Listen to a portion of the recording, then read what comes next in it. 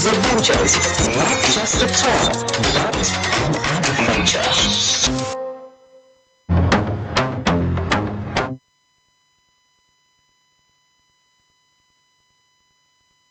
All right, guys, sorry for the delay. You're listening to Fire 107.7 FM, and this is Hardtalk. We're back live on the Facebook platform. I don't know what happened a while back, but for some reason we got disconnected from our live feed. We are back. Let me see if I can just... All right, do some finishing touches. So, more on the situation that we're just learning about, which occurred on the, I think that was last Monday, guys. The holiday was last Monday, right? Yes, more on that situation. So this lady says that her son was accosted and shot at. Well, not shot at, but he was actually shot in the leg. And it seems that this was because of a failed robbery. So this individual was attempting to rob her son, and he, by the way, her son wouldn't have it. So he was shot. Kind of tough when you think about it, especially since he's saying, or allegedly it was a young boy who committed this crime.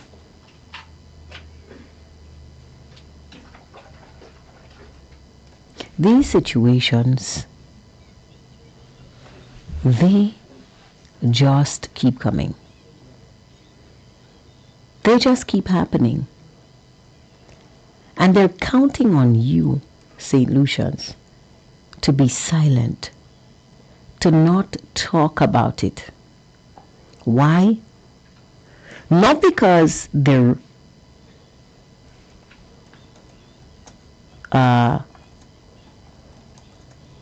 conducting some sort of investigation that will result in a deficit in crime.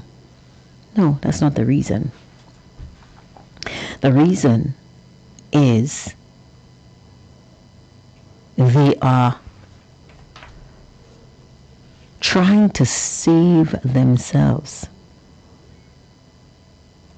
It makes them look bad when you keep on talking about the crime. It highlights their failure, and they want to make it personal, which is why they keep saying, and I heard the Prime Minister say that several times, when you're talking about crime as if you're hurting Philip J. Pierre, the only person you're hurting is the country. And that is the hook. That is the lie that they sell you. That is the misinformation that will cause you to be quiet and be silent and fool you into thinking that hiding the crime somehow is beneficial to the country when it is not. So many of these incidents of gun violence, incidents of theft, incidents of harm, incidents of burglary, fraud. We're not just battling gun violence, guys.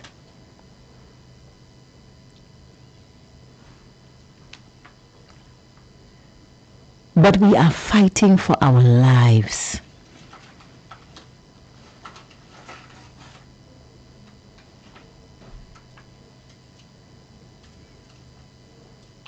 We are in a war, St. Lucia, a crime war.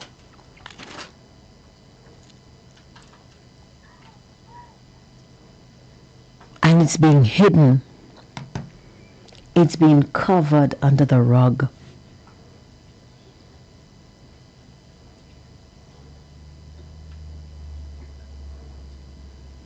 It's being swept under the rug. And we don't know about it. We're not being told about it. It's not because they want to protect us. It's not because they are trying to fix it. But it is because they don't want to look bad. Is that fair, St. Lucia? Now, currently, Prime Minister Philip J. Pierre is having a pre-cabinet press briefing. As we speak, it's being hosted live, and I want us to catch some of that presentation because I really want to know what is on the Prime Minister's mind. So let us head over there. Let's see if the Prime Minister is going to give us more information on these pertinent issues. So, just broadening the scope of the economic pressures, you mentioned the people of St. Lucia, but in the past few months, the people would have come under a lot of economic pressures that they wouldn't have expected in terms of imported inflation, fuel surcharge being reflected in the bills. There's talks of possible new rates for WASCO. Now you see the increases of at the pumps. From a consumer's perspective, that's quite a lot to deal with, Prime Minister. Yes, we are. And I have to agree. But the government is doing its part. We are continuing to remove VAT, we're leaving the VAT off on business material, on building materials. That means we hope that the building continues. We are still, we can still continue to subsidize LPG and cooking gas. As it used to be $69 a day, 22-pound cylinder. We continue to subsidize that. And the government's projects are continuing. In terms of the electricity surcharge, that I know it's a crime, it's a very, very touching subject. It's these certain things have historical context. We don't want to go back into the historical context because that's not something you want to go to now. All of you know the history as it was to the company, the rate of return, etc. We're going to be having some discussions with Lucilec on that matter, some further discussions. I cannot tell you where discussions will go, but we're going to have some discussions on Lucilec on that matter. But that situation is, you can't blame, I don't think Lucilec, choose my words properly, I don't think Lucilec got up this morning and decided that the consumer is going to be made to suffer. I don't think that is Lucilec's profile. Nor is the government happy that the cost of electricity is going up. It is due to factors beyond our control and due to the economic relationship that Lucilec has with the government of Russia. That was way before my time. In other countries, people pay VAT on electricity, and we seem to forget that. We do not pay VAT on electricity. You may hear, and it is convenient for people to say, this country did that, this country did that. But the important thing that you must always ask yourself, or tell yourself, we do not pay VAT on electricity. So we can't remove the VAT. We pay a service charge on the price of fuel, not a VAT.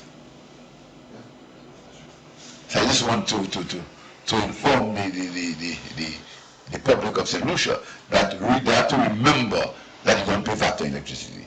So there's not much flexibility. Like in building materials, we can remove the VAT and the government takes the revenue loss. In some of the food products, we did supermarkets, we remove the VAT, government will take the revenue loss, but there's no loss in electricity. But we're going to have discussions with Select because we understand the pain. We understand the pain for the consumer, understand the pain, but you're going to have the discussions with Select as far as that's concerned.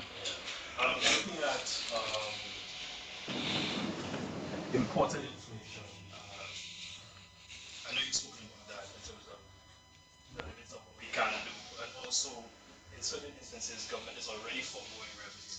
But Barbados had an interesting economic policy where they capped I think how they calculate the CIF. Yes.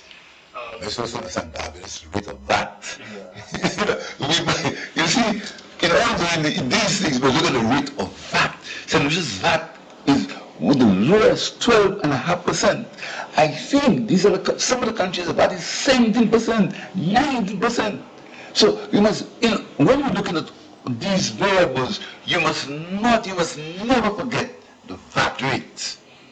Never forget that. But I know Barbados, I have spoken to Prime Minister Miyamwati about it. What they've done is that they've done the CIF. They don't pay, they reduce like the freight. Supposing they say no container, the freight should not be more than X amount of dollars. It's part of the cost. So it's not CIF, it's freight. Right? Look at it.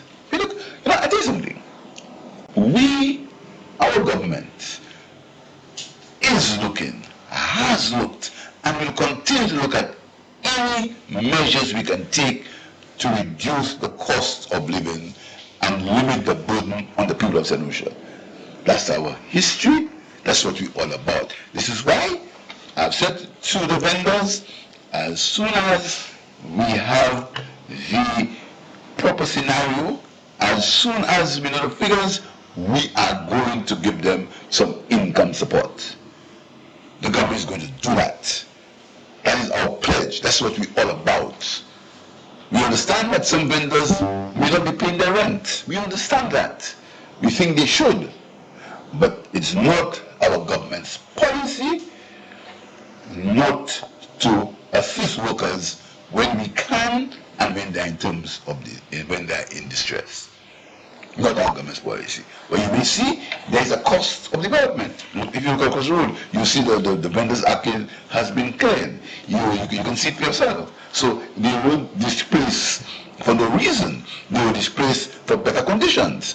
These conditions are improving. Construction is going to start shortly or even now. But in the meantime, the government will give them some form of income support. But I want to tell them that they must pay their rent because it's a business. But we're going to give them some form of income support. Good afternoon again, Mr. Prime Minister. Good afternoon. I know you touched on it, the cost of electricity a bit. You said when referencing other measures, when referencing measures, I always remember that. it can be convenient. I always remember that. I remember that, yes. Grenada's government announced a cost reduction in electricity for income households.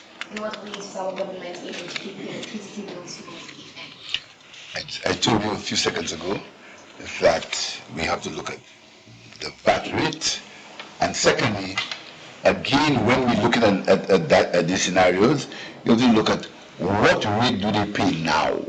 There's a differential now in terms of the rates that are paid in St. Lucia. We have to look at these things with a first of all, let me reiterate that I will do anything I can to reduce the cost of living or the cost of fuel or the cost of electricity for the people of St. Lucia. We'll do anything we can. But in terms of when we are speaking about what other countries are doing, we must look at the final details. In St. Lucia, there's a differential rate between what you consume. Right? If you consume below a certain number of kilowatts, you pay different to somebody who has a higher level of kilowatts. So let's look at all of that. But I'll say to you, we're going to be talking to Lucinda to see what you can do, but I can't tell you definitively what will happen, but you're going to be talking to Lucilla based on what is happening as far as the price of fuel is concerned. But we must look at all the details. When you talk about other islands, we have to look at all the details, including the fact that there is no VAT on electricity in St. Lucia. On the national sort of topic of crime,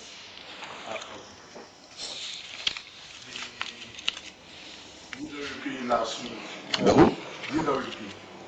Last That's a week. political party, right? It's a political party. Last week had a press conference and spoke to the issue of the increasing numbers in terms of murders. And placed blame squarely on the shoulders of the administration, the current administration, suggesting that it was not necessarily the issue of the equipment being given to police and to the justice system, but rather I suppose, the methods of the current administration that actually has not assisted with curtailing the issue of crime. Okay. And you're a very logical guy. I'm sorry Arsenal lost. Very sorry, very sorry. I just wanted to commensurate with you. Okay. Let's take what you said to its natural conclusion. Right? You're a rational guy. Everybody in this room is rational. If crime is due to the current administration, when the youth municipality ought to have no crime. They ought to have no murders, they ought to have nothing. Let's go for it slowly again.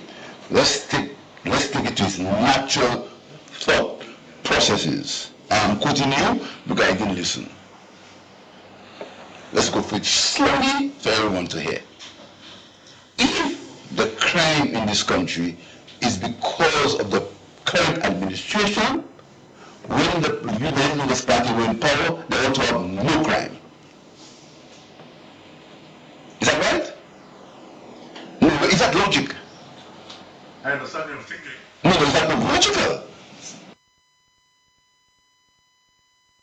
Well, there you have it. The Prime Minister believes that he should not be held accountable for the crime situation, or more importantly, for the fact that his policies, because again, he's told us repeatedly that he deals in policy direction. He should not be held accountable for the fact that his policies have been proven ineffective in dealing with crime. He says if the crime right now is because of failings in his government and his administration, then when the UWP was in power, there should have been no crime. Can you believe that, St. Lucia? This coming from the man who is the leader of our country and who is the Minister of National Security. I really thought the Prime Minister was going to tell us something, I don't know, something useful, I guess. But alas, I was wrong. Because last week, he didn't know what to say. But this week, he seems even more clueless and is placing the blame squarely on the shoulders of those who came before him. Does this even make sense, St. Lucia? Now, I know you heard the previous talk about cost of living, and you heard the questions Prime Minister being asked to what he thought about measures implemented to ease the squeeze on St. Lucians. And I hope you heard his answers, and I hope you internalize them somewhat. Now let me give you some context and some background. So, because crime is not the only issue we have to deal with, we also have to deal with the cost of living, and it is rising rapidly. Oh, we had a caller on the line. Caller, could you call back, please? Because I missed your call, but I will be ready next time.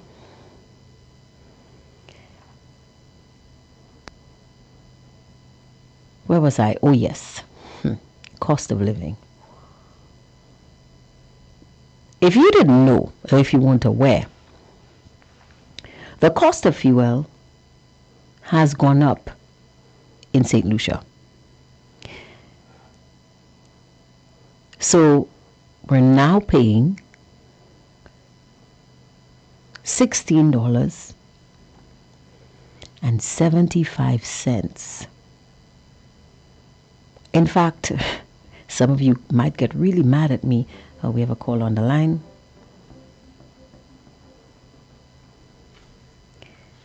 Good afternoon to you, caller. We are on the air. Good afternoon, Angie. How are you? I am good. How are you? I'm good. How are you? I can't hear you too well, caller. Could you? Hello? Could you Can you hear me? I can hear you better now. A lot better now. Go ahead. I was asking you, sorry. How was your weekend? As well as can be expected, caller, because I'm still here. You're still here. That's nice. They say no news is good news, right? Well, yeah, I guess so. In some areas, in some cases. Angie, when I listened to this interview with Philip Pierre and the asinine excuse that he's trying to give to St. Lucians as to his failures, particularly crime.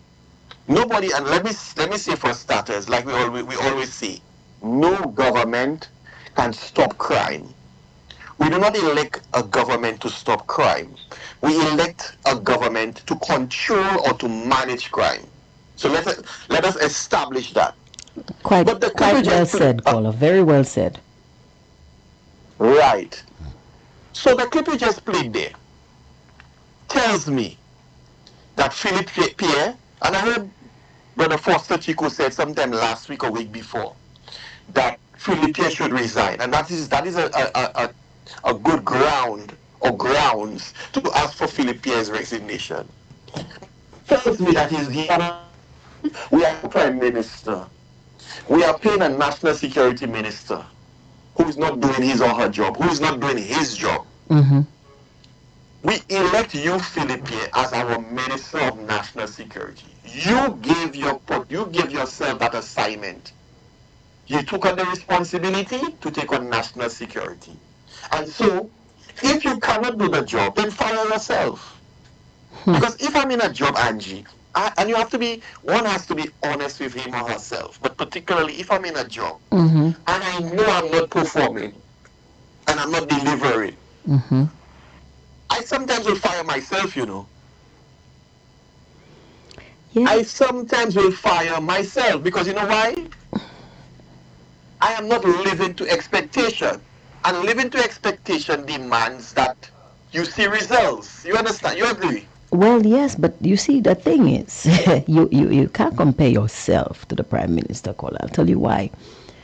It isn't just doing the job. You see, politics is the only occupation where you can get away with not doing anything and still have a job, or you can get away with lies, manipulation, and deceit, and still have a job. Yeah, and still be respected.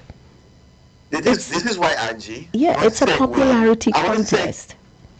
exactly. So this is why our whole electoral system has to change. This is why I will just segue, but I'll go back to what I was saying originally, and to be very brief, why constitutional reform is so important, is so vital. Where is the report that the late Justice Susie Novai prepared? Where is that report? Remember that there was a committee, a committee that was established under the Kenyan administration, and the late Susie Novai was the chairman or the head person. I remember and that she submitted a for report. constitutional reform. But you see, you have to look at what it's. Okay, how do I explain this? So, caller, these things are not as cut and dry as the public expects. And I've learned to read between the lines when I hear about these committees. And I'll explain to you what I mean. Do you recall that when Philip J. Pierre first took the helm of the government in 2021, there was a commission convened to look at St. Jude Hospital? Now, the public perception was that these individuals would go in, they would compare both hospitals, and they would decide based on facts, based on assessment, based on data and all of that. They would decide which building was more profitable, was more feasible, was better for the public to go along with. That was what the public expected.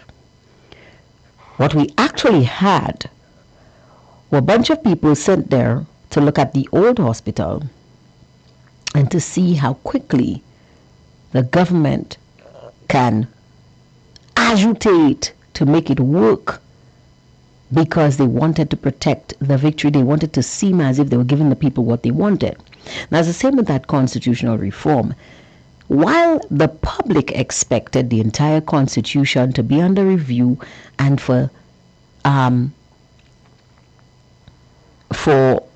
our laws to be updated, we need to ask ourselves, what exactly was this committee told to do?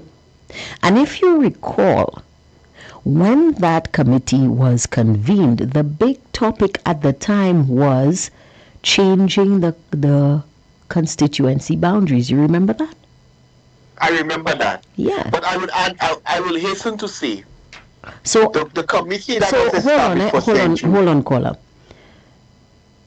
This committee, headed by Justice Susie Novai, I would not be surprised, caller. It would not faze me at all to learn that while the public thought that these people was out there reviewing our laws and updating our laws, I would not be surprised that if these people were only there to see how the constituencies can be redrawn to give the SLP an advantage in a general election. No, Angie, you're getting mixed up here. The committee that was set up under...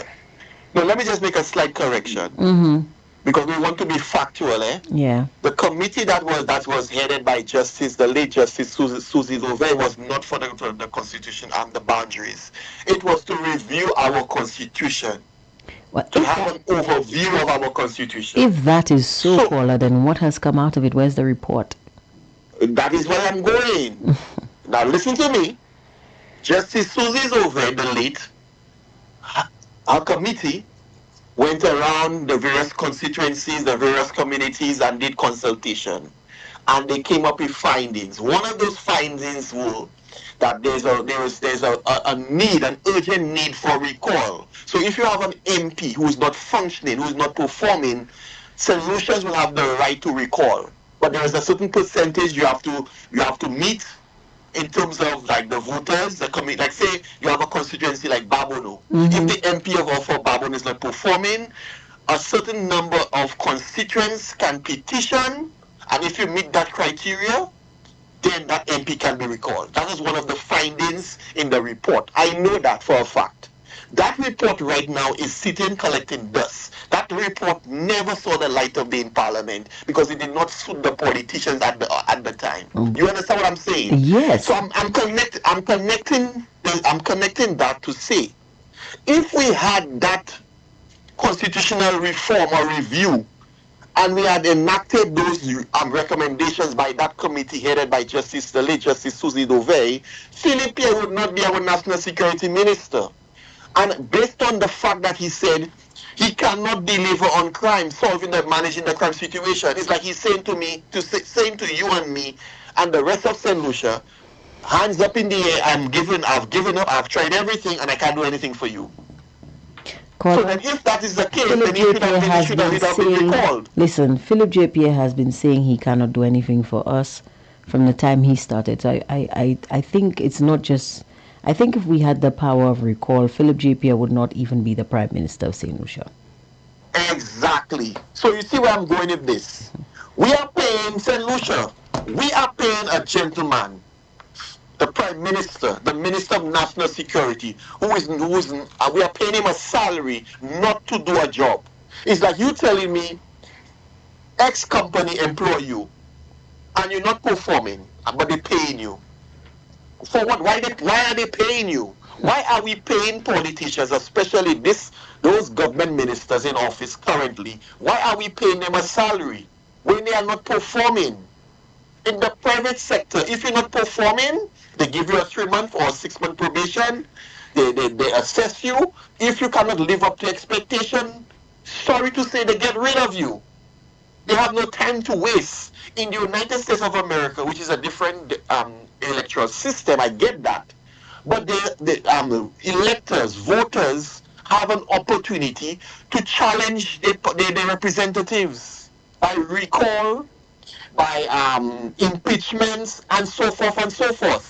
In St. Lucia, you have to wait an entire 5 years to recall an MP who's not performing. And in most instances, like you said earlier, Angie, it's a popularity contest. Which candidate is more popular than the other? St. Lucians primarily do not vote on credentials. Persons who have the ability and the capacity to create a change. They vote on who's popular, or they vote on merely party lines. They say étoile. Si vous voyez un CSA, I vote étoile. Ask them critically, why are you voting for étoile? Most of them cannot give you a logical reason or sensible reason why they're voting for the étoile. All they know is the étoile. I'm voting for the étoile, and that's all they know. And that is the consequence of that. I want to be nice. Ignorance. Caller, I have had this conversation several times, exactly what you're saying. And I can tell you, you can have a conversation with several individuals. Not just one. Don't take my word for it. And guys, you the listeners, you can do that too. Some of your neighbors and friends who are the strongest supporters of the SLP, some of them who support the UWP too, don't get me wrong, but I find it mostly in SLP supporters. You ask them, why are you voting for this party? And do you know what they tell you? This is who my family has always supported.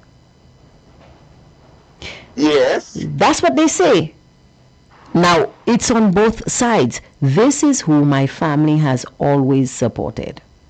Or some of them, Angie, you know they will answer you, and that is predominant, that is common, mostly around the SLP supporters. You know they will tell you, si vous voulez un chien, et puis étoile boy, na vote étoile là. That's what they will tell you.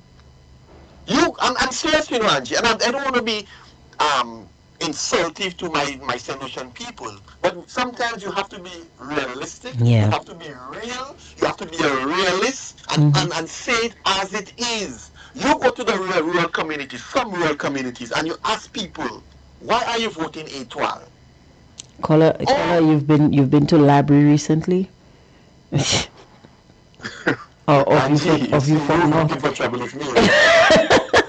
I'm just asking questions, caller. I'm just You asking are looking questions. for trouble with me, I'm Angie. simply asking questions, caller. Have you been to library of you for I have North been to lately? library. My father is a librarian. He used to be in library every August holidays as a I'm little boy talking when he resided lately, caller. on St. Isidore's Hill. I Caller, know the people of library. caller, So be nice to my because librarians. caller, because that sounds like a little Powell GT you have going on there, you know, caller. I don't know if you. No. I'm just asking. I didn't even name. That's why I say you're looking for trouble with me, Angie. I did not even name any community. I just said certain communities. If You ask said the people, why are certain you voting rural. for Etoile? Caller, you said certain rural communities. I'm just simply Rural trying to. communities, I'm yes. simply trying to ascertain which ones you had in mind, where you've done your survey. So that's why I'm Angie, asking. You Did gave you? me what this famous former MP for Soufre, Harold also said in Parliament. He said to an MP, a member of Parliament once, "You putting your tongue in my tongue." Well, actually, he asked the Speaker of the House. He asked the Speaker of the House to inform the gentleman not to put his tongue in his tongue. Now, let me tell you something, caller. I'm the Speaker of the House, eh? Oh, sorry. I'm guided by you, Madam Speaker. But thank you. But caller, you know you are not But I'm wrong. saying the point I'm making is to make it to narrow down on what I'm saying. I'm saying this. We vote bad MPs, we vote bad politicians, we vote bad government, And there's nothing and we this can is do a about it. consequence.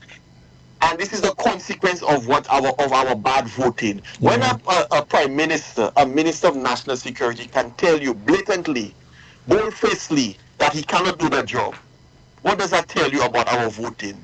What does that tell you about our country? That tells you that we have a clueless government in office with a 16-1 majority. We have a prime minister who does not know what is green, yellow, black, or white. He just knows that he's prime minister and he's holding the title. And there's nothing that we can do until the next 5 years. By the time the next 5 years come, Angie, our country is screwed. We are in trouble. We are in a mess.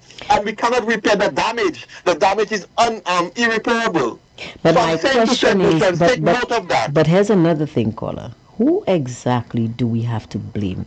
Do we blame the clueless prime minister, or do we blame we the electorate? I blame the people. Right. I blame the electorate for voting a bad government and for voting bad politicians in office. And so we have to take stock of that. I don't know what can change, but we need a total overhaul of our electoral system. We have to amend or review our constitution, and I'm for supporting recall. If you're not performing as an MP, I should have the right to recall you. Have a blessed day, Angie. I agree with that totally, caller. Thank you for that. Guys, I do believe that the people should be able to replace a bad MP. But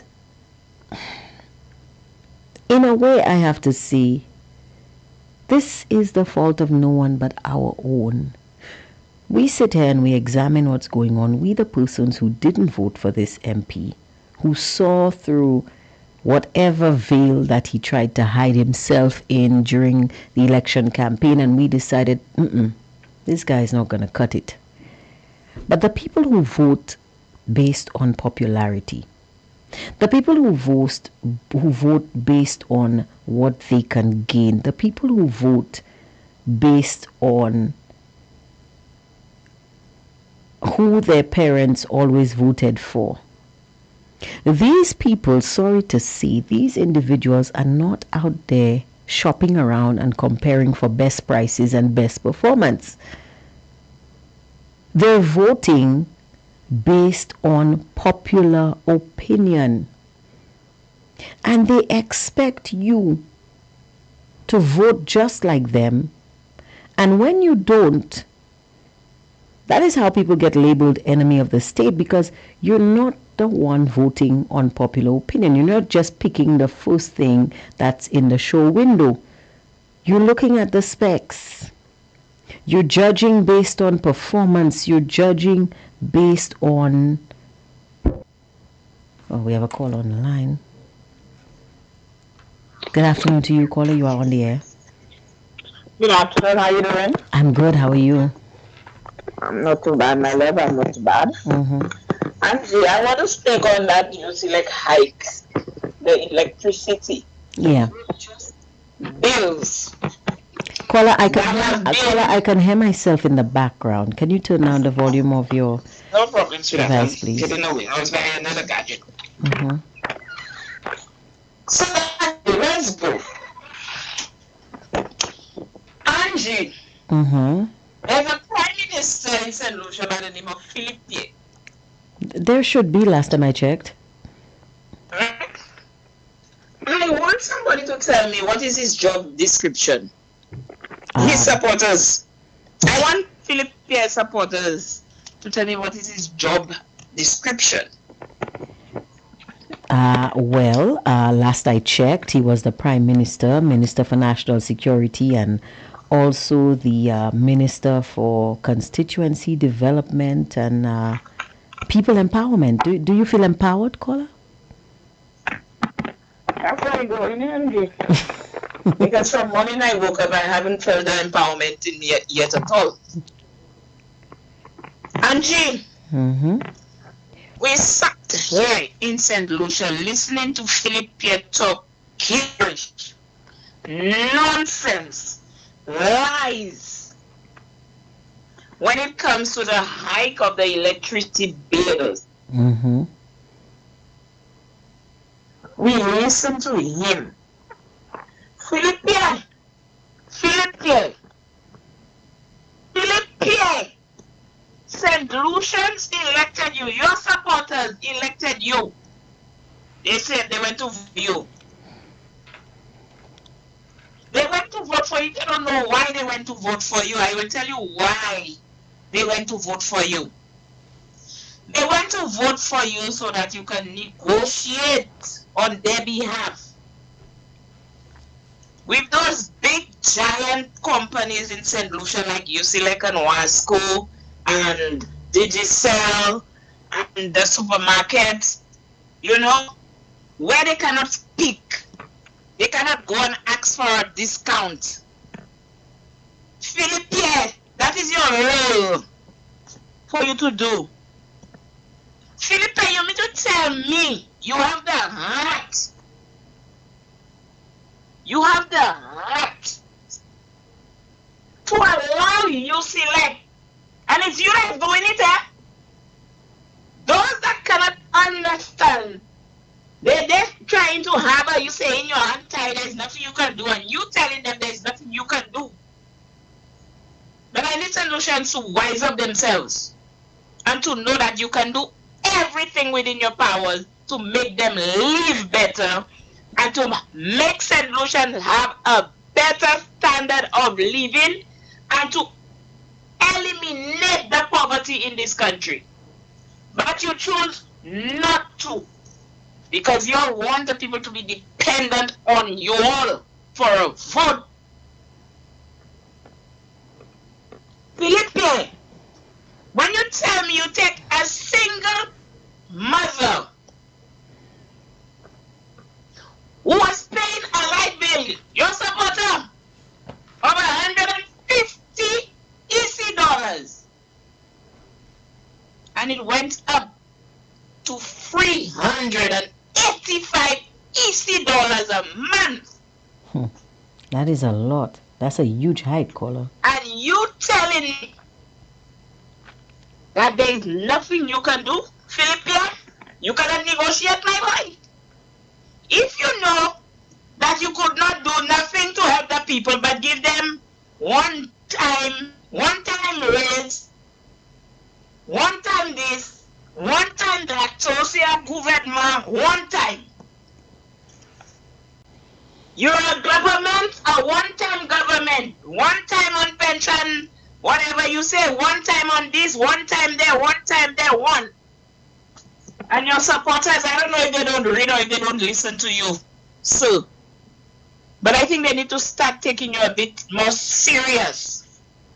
Because in time of a crisis, leadership matters. True.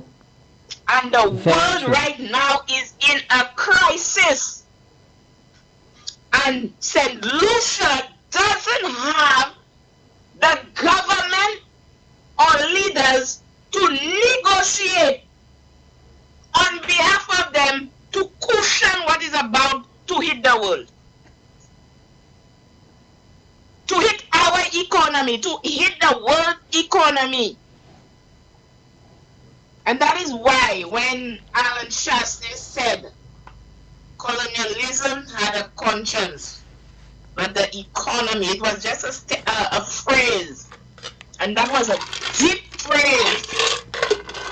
If St. Lucians were smart and educated and they were not ignorant, they would have understood what Shastey meant when he said that. You see, right now, the economy doesn't have a conscience. And worldwide, it doesn't have a conscience. It comes to take and to rip us out. But the sad thing is that we don't have a leader to negotiate on our behalf. We do not have a leader to negotiate on our behalf. I listened to Philip Pierce say there is nothing he can do with UCLA. Really, Philip? Yeah. You think if it was a UWP administration that was there, UCLA would really see me Glenn Salah Exemuna by UWP?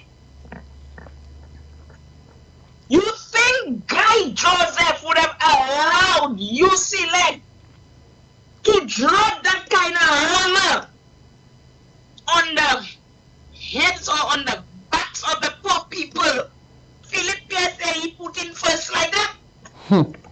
But caller, they didn't want Guy Joseph, caller. They didn't want Guy Joseph. What they wanted was Philip Pierre. That's what they voted for. I'm explaining to them the difference between Guy Joseph they didn't want. Yeah. But caller, like somebody is saying on the live right now, Philip Pierre told the people while he was campaigning that he couldn't do anything for them, and they still voted for him. But he said it in our parliament. The first place he said it was in the parliament, and I will tell you exactly when he said it. When he said about oh Lord, I had nothing in my head. He said about they were in the parliament, and I remember the response of the opposition leader. He said, I feel sorry for you if that's the way you're going to go ahead. If that is your plan for the country. But I think it had something to do with the education system. Oh boy. I had the thing in my head, but I would have said it exactly how he said it. And he told us in the parliament he couldn't help us. When he get there, he will not be able to help. He said it. He said it. And he still won the election, caller. And this has... I want you all to stop saying this people won an election. This has baffled people never won an election. Well, the books... They never won an election. Now, let me continue, because I don't want to stay on the line too long. You see what's happening in St. Vincent there concerning the fuel prices? I'm not aware, caller. Well, Dr. Godwin Friday, I will send the video for you, so you could play. Yeah, I appreciate that. Eliminated the excise tax on the fuel that is coming inside of the country to cushion the electricity bill for the people in St. Vincent. Wow. And Philippe said Lucia has a larger economy than St. Vincent. Will come and reporters are laughing with Philippe. Laughing with Philippe. Philippe is the imposing poverty on the country. When you tell me $1 of light bill of $385 a month, a month. Nothing different has changed. Inside of that person's house, the same routine is going on. From 150 to 385 EC dollars. And St. Vincent, the Prime Minister of St. Vincent, just cushioned that for the people of St. Vincent. It's not just St. Vincent, Barbados as well. But caller, listen, do you recall during the COVID-19 pandemic? How is it? That's the question we should ask ourselves. How is it that one man, Alan Chasney, could have got Lucilec and Wasco and Flow and Digicel to continue to provide their services to the people of St. Lucia, whether or not the people could pay, and not have them disconnected? Why is it that one man, Alan Chasney, could ask people who were, or landlords who were renting, tell them that, listen, we are in a crisis, people are at home, so you cannot evict your tenants just because they cannot pay? Why is it that Alan Chasney could have done this, but Philip J. Pierre cannot deliver? And nobody's asking these questions. He has no love for the people of St. Lucia. All he likes is politics. All he likes is politics, and the people vote to play the politics with. He doesn't care that. He doesn't care. He doesn't understand the people. Even Malay. He doesn't care. Alan Chasney knows the plight. He knows. You could feel that the man when he's speaking. You could feel the empathy in his heart. You could see that it's somebody that wants change, to see change come. You could see that somebody that is fighting to try to eliminate the poverty amongst the people in the country. Again, yeah, you have to have the love to. If your heart is cold, you cannot want to bring change to anybody. True. Another thing I realized, St. Kitson Nevis is now about to roll out Alan Chasney vision when it comes to the healthcare. And the insurance, the $75,000. St. Vincent has already did it. In fact, that was the first thing Godwin Friday did when he got into office. Yes. Yeah. Again, I am telling St. Lucians, you all have Richard Frederick, Philip Pierre, Ernest Hilaire, Stevenson King. Now he is missing in action because he thought Pierre would leave him in infrastructure. But Pierre will never like King, so he had to take him out from there. But St. Lucians, y'all let these fellas come and fool y'all. Y'all let these fellas come and keep a lot of noise and action. They're sweating, fighting to come inside of there to put y'all poorer. St. Kitts is giving out our healthcare. Alan Chasney's idea. And he's telling you, when you go to the doctor, you just show your card and you swipe it swipe. You go to do your mammogram and you swipe it what? So and question. So question, caller. Remember the talk was, how are they going to fund it? How is St. Kitts funding it, by the way? Exactly. But when your government cannot think, when you have men and women that put up themselves to go into politics, and they cannot think, their thinking is limited. Limited thinking. Limited thinking. They have the people thinking the same way. Where will he get the money? Oh, I want St. Lucia, I want Philip Pierre to ask, not Philip Pierre earlier, but the surrogates, this all them and them not on social media keeping all the noise. Ask Terence Drew where he is getting the money to put that healthcare together for St. Kitts and Nevis. What? Alan Chasney has something to say. The original cannot never see the duplicate. It can't be better than the duplicate.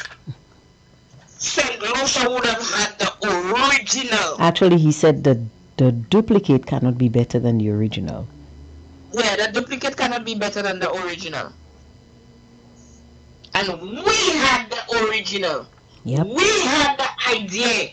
We were the first. We were the ones in the forefront. Island in the OECS to start launching those projects for the country long term. Long term that would benefit the poor people. But I want the poor people, if you're not listening to me, I will let you all know that Labour Party never favor the poor people. They just use you all as a political football. And all the resources go to the elite. If you don't know the meaning of the elite, all the resources, Labour Party when they're in government, it goes to the rich people.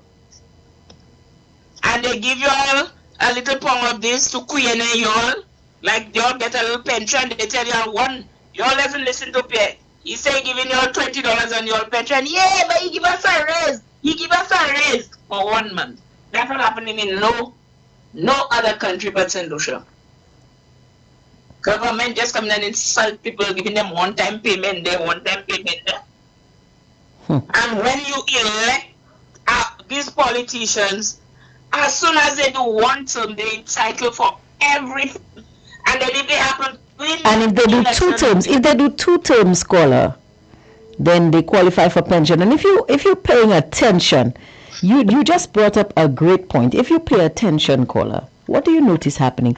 You notice that when they do one term as a minister, they send them to do one term in the Senate. So they always qualify for their pension. So they always qualify. You're gonna take that from them. They're always taken care of. And what about you? What about you who works every day in and day out? According to my daughter, 24/8 to ensure. You're gonna get your pension as soon as the people live there. You serve one. Say, Muna have pension. Can you answer that? You know. Kelly Anthony was the one who passed that thing. And we that build a nation have to wait 65. Non-conditions more have no way. No henna pension NIC. Mm-hmm. And look, now they have a problem at NIC. They will be sick leave, saying they're not paying sick leave to whatever. Well, they're saying that if a family member is sick, that you're not entitled to collect sick leave. You cannot apply for sick leave. That's what they're saying. You're not entitled for sick leave. So even if, for example, God forbid, you have a child who is often sick and you're a single parent and you have to go to the hospital, by law it states that you cannot stay more than 2 days out of work without a sick leave. Yes.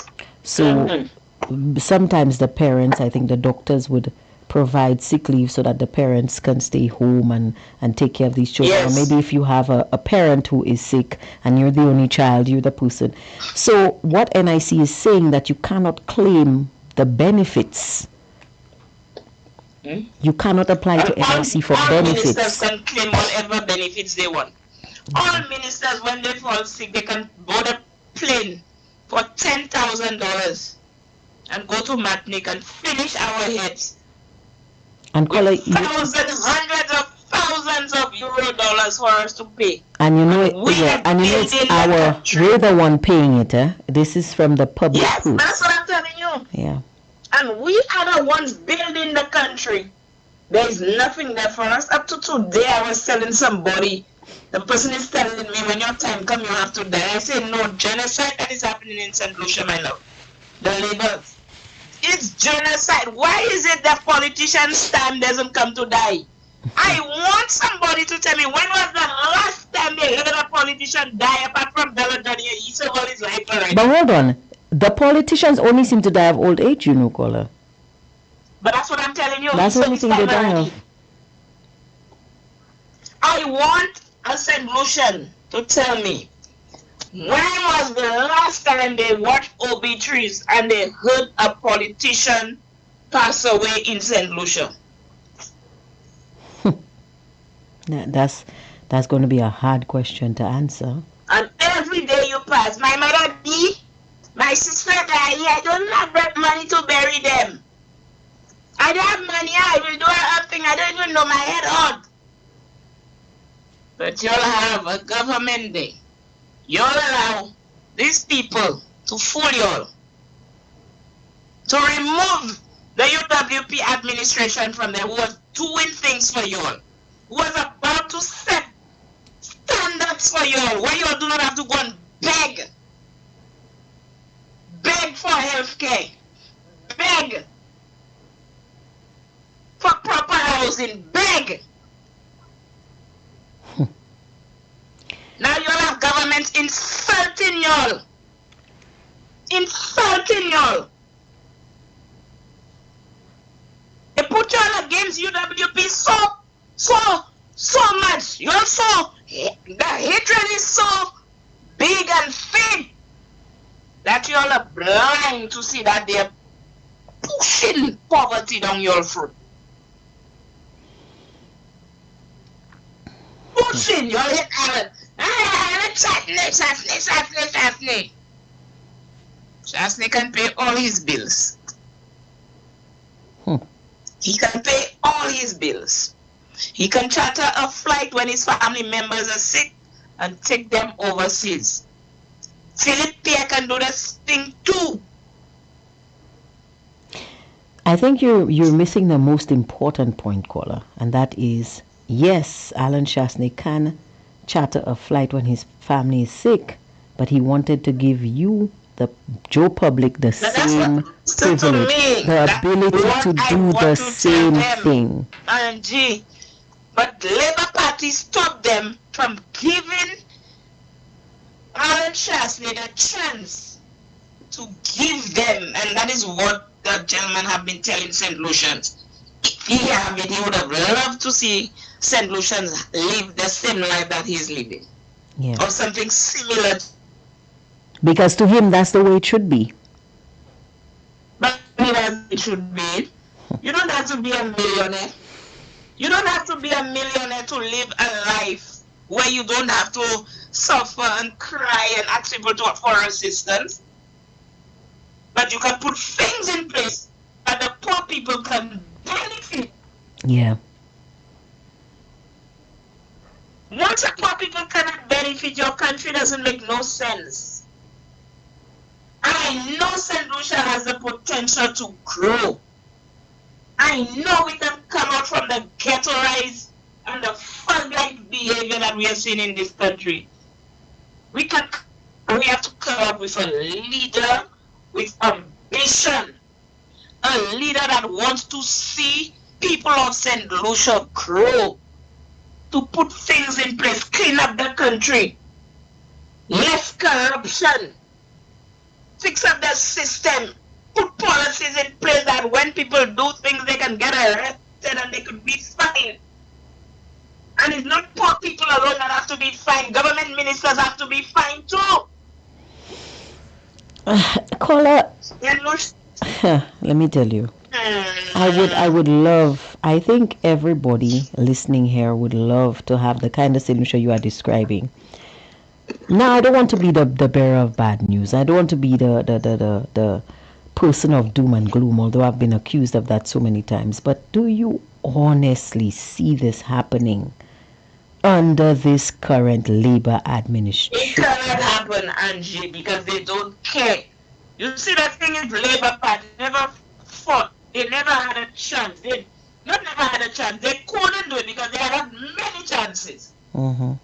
Many chances.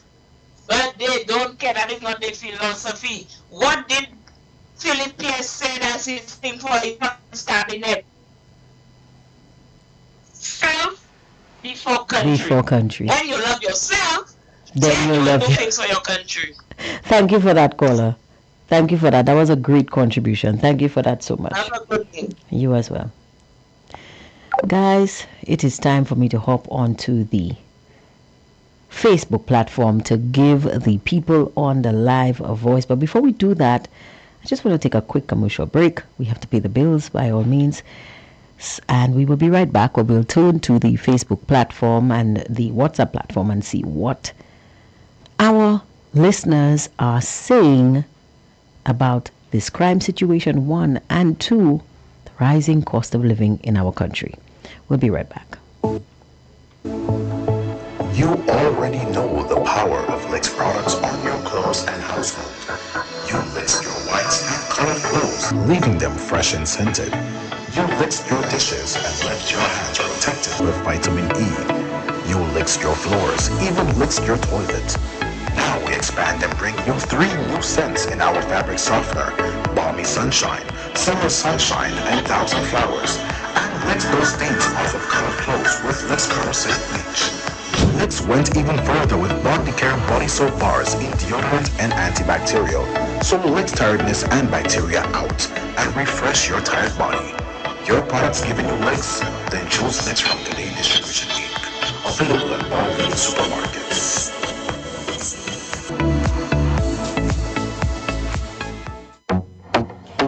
Looking for a new way to enjoy your St. Lucia vacation? Book a tailor-made tour with Seabreeze Adventures. Explore the island's untouched natural beauty as you visit hidden coves and beaches along the coastline with any one of our whole or half-day excursions. We offer a variety of adventure opportunities, including sport fishing, sunset cruises, island adventures, whale and dolphin watching, and water taxi service. To book, contact Captain Warren at telephone number 1-758-713-3196. Seabreeze Adventures, not just a tour, but an adventure.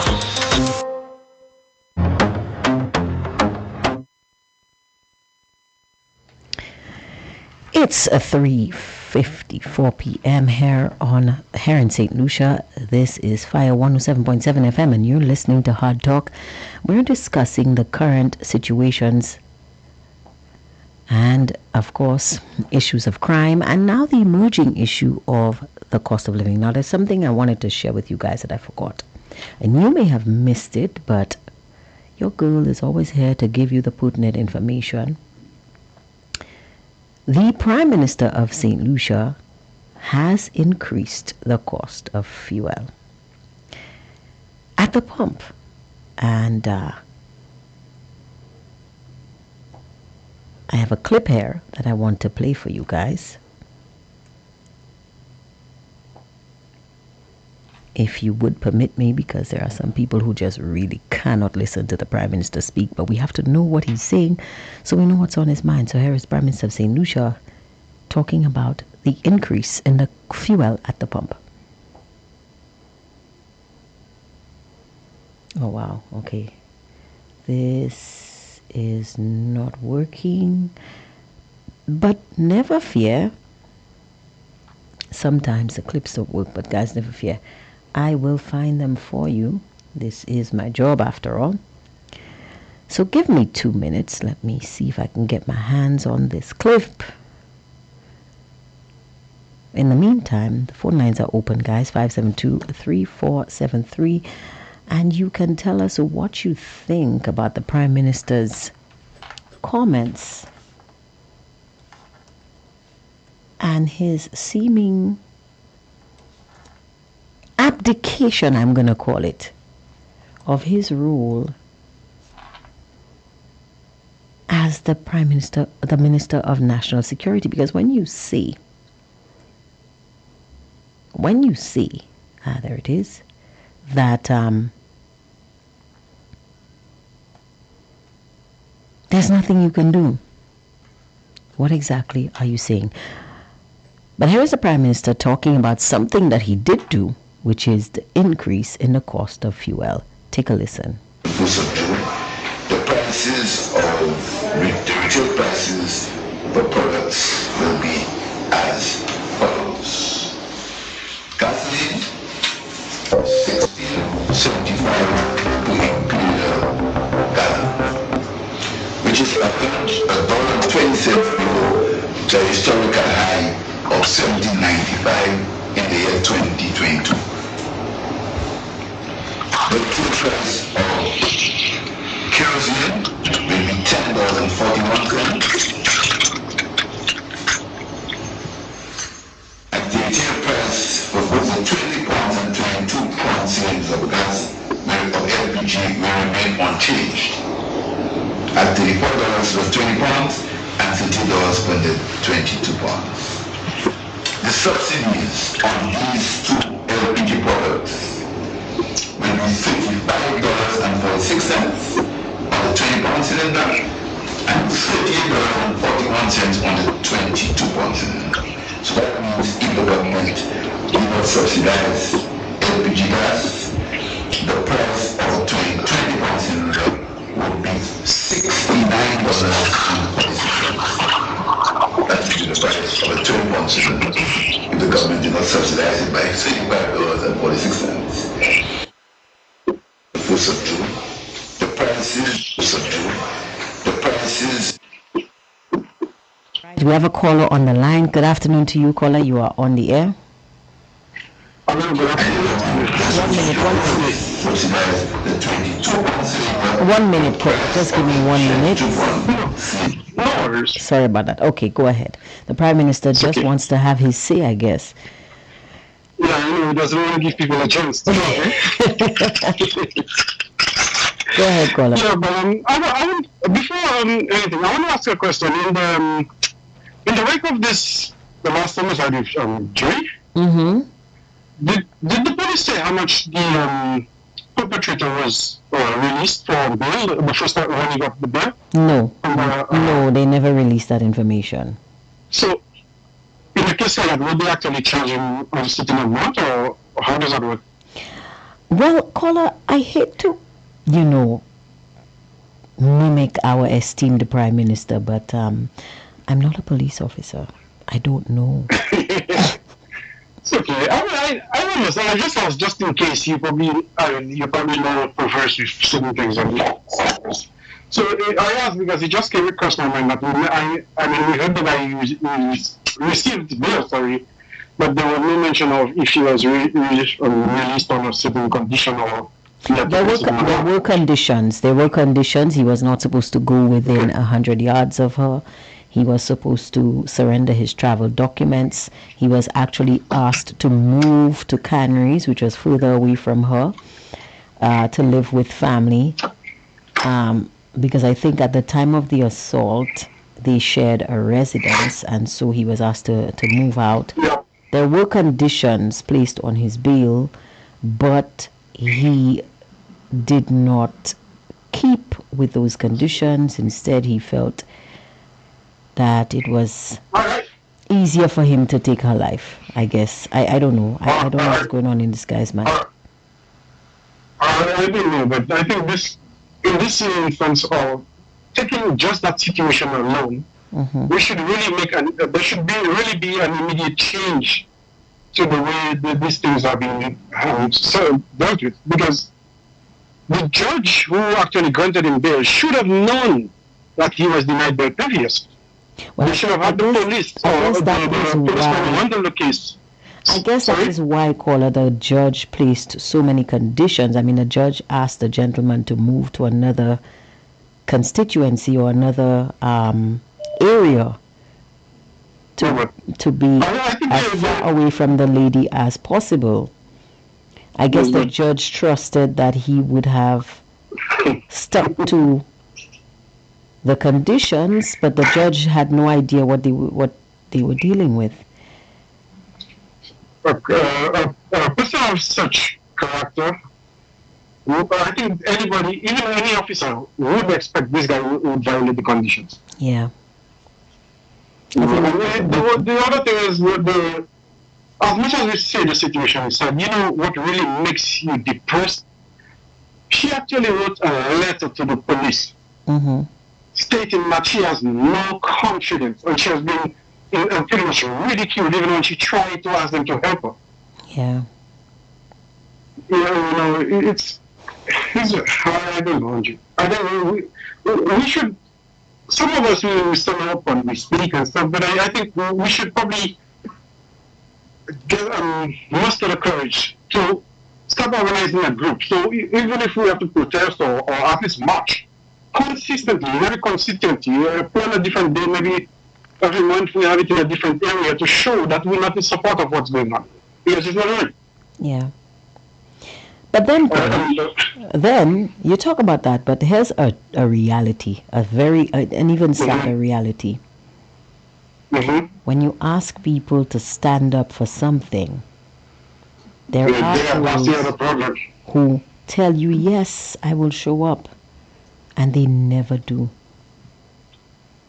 Never, yeah. That's why I think I mentioned it once. There's a song that says, if Marcus Garvey was here today, you would have gone to prison in the same way that as he did back then.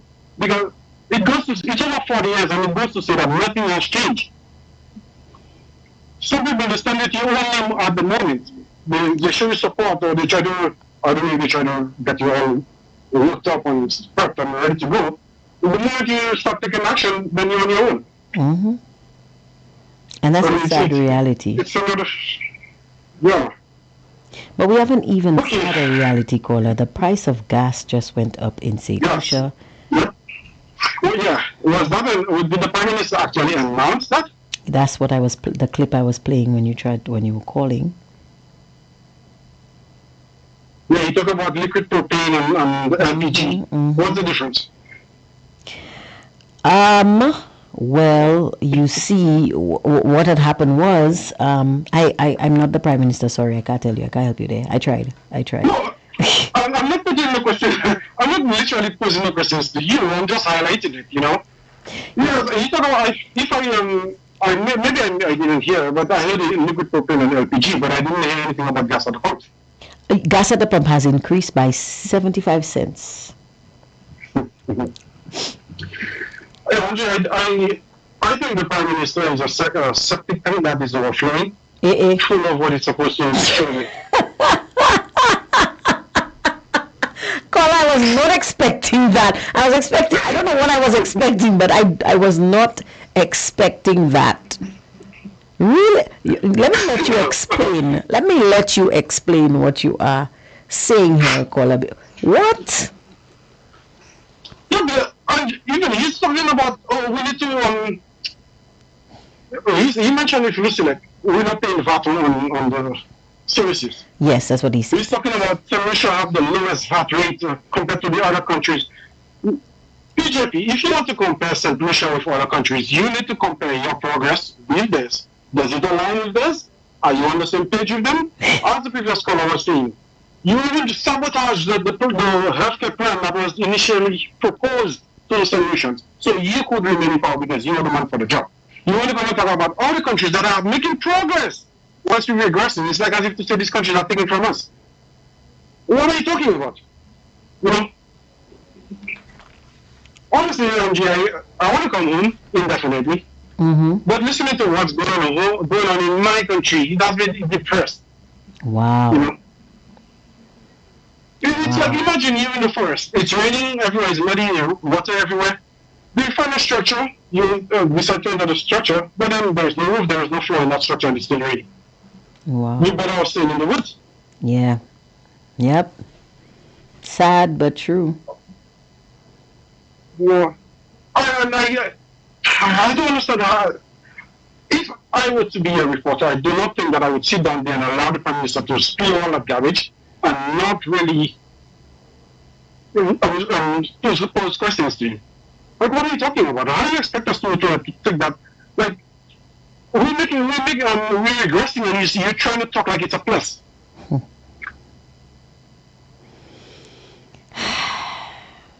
I wish I had the answers. It's not good. I wish I had the answers for you, caller, but again, I am not the Prime Minister, and Sawedi, the kinds of things. Because when I listen.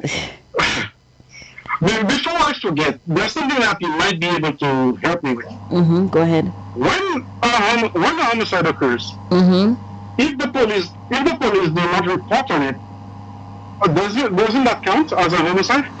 Yes, it still counts as a homicide. I think right now they say we are there was one homicide over homicide over the weekend. Homicide. I think it was counted as 36, right? Yes, 36. But wasn't the Joy counted as 35? No, I think she was 34. There was another individual who was stabbed to death in his home in Sunny Acres. That was 35. And then there was an individual who was found dead in a house in La Pansi, and that was wait a minute, you have me confused, caller. You have me confused. We're on the same page now. Yeah, okay. So that would be 37. This is 37. Yeah, you're right. You're correct, because Joy was 34. The individual who was killed, no, we have it wrong. All right, Joy was 34. The individual who was found dead in La Pansi was 35. The volleyball player was 36. And this last homicide would be 37. You're correct. You're correct. So it's 37. That's something I realized that has been happening. Well, I started paying attention to that last year. Mm-hmm. You know, and I said to myself, I'll start recording the ones that I hear to keep track, but I never got to it. But I'm trying to keep count. How do you call it? I'll try to keep count in my head. Mm-hmm. And I heard that there was a homicide over the weekend, and it still has. No, I saw 36, so I'm like, No. I miscounted. I miscounted, caller. It is the thing that's more confusing is this: the police do not release the numbers every time a homicide occurs. If you don't keep count for yourself, then it's very easy to get mixed up. Very easy. They did that last year.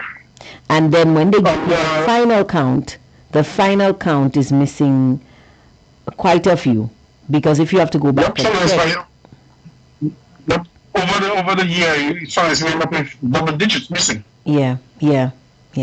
Because I read a story that the lady who was found hanging in Viewfort, that has been ruled a suicide and not a homicide. Yeah, I was actually last week. I remember that, and I said I would try to get some information. Yeah, that was ruled a suicide and not a homicide. Yeah, okay. But in my opinion, that could have been. Not as easy to determine if it's homicide or suicide, but sometimes certain things could lead to which one it happened to be. Yeah. And do we have the Assistant Commissioner of Police? Is he the one who's supposed to address the nation on everything? I'm not in the COP at all. He is the officer in charge of the major crimes unit, and as such, that puts him in charge of these kinds of operations. For example, homicide investigations, gun crimes, gun amnesty, all of these kinds of things. So that honestly, is his purview. I give him some credit, because even in the way he speaks, he tries to show and take a stance. He does try. He does try. I have to give him kudos for that. That's why I say he is among my favorite police officers right now, because he is really trying to put his foot down when it comes to crime, and I hope he's getting the support that he needs from the COP. Because I hope so. Yeah. I hope so too, but I think the COP and the ACP, the deputy, they're trying to put the feet in his throat, or on his throat. Well, I don't know. No, I couldn't help but think that way, because we have a COP that's apparently a puppet on a string. You think so? So, yeah, but even you have I can never forget the Minister for Castries giving him direct instructions. Yeah. And he carried it out. Yeah. So, and then that does make sense well for him. Yeah, I agree. The person in the position of the Prime Minister saying there is no direct political interference. Whenever like I've said to you, whenever this guy comes and he says something is not so, guarantee This most likely is. Okay. The opposite of what he said. Sorry. So don't report on crime. Maybe that was direct instruction to the police as well as the media. Well, the Prime Minister is very fond of saying, when you speak about the issues that are pertinent, that you are hurting the country. The country. And for some reason, he always tried to make it seem as if you're talking about pertinent issues like crime and tourism and all of these things, and for example, when the issue of our visas being revoked, our Schengen, when our Schengen visa was called into question, when our British entry into Britain was curtailed, he keeps saying, oh, you're trying to hurt Philip J. Pierre, but the only person you're hurting is the country. Nobody's trying to hurt Philip J. Pierre. Everybody is trying to figure out what's next for me, what's going on, what just happened. And then, to add insult to injury, he turned around and said this is not the first time we needed a visa to go serve our country. Which doesn't, I mean, what is the relevance? A lot of the times the Prime Minister speaks, and the question that pops up in my head, what is the relevance of that? What does that have to do with the questions that we're asking? We're trying to figure out where we stand. We don't care if you can travel or not. We want to know if we can travel. Travel. Yeah, what's next for us? Like you said, what's next for us? Yeah, and because right now we need permission from Great Britain to say, okay, you can to come if you want to, because you're requesting it. But what comes after that? Is it going to get worse? And this is our mother country. Now, look at the questions he was asked just a little while ago about the cost of living. Simple, straightforward questions. Okay, what's going on? What are you doing to cushion the impact? Because look, Barbados has put this in place for their people to cushion the impact. Listen to his answer. Absolute rubbish. He's asked a question about crime. The UWP is blaming the administration for not working hard on crime. What is your thing? Oh, that they're a political party, right? As if you didn't know.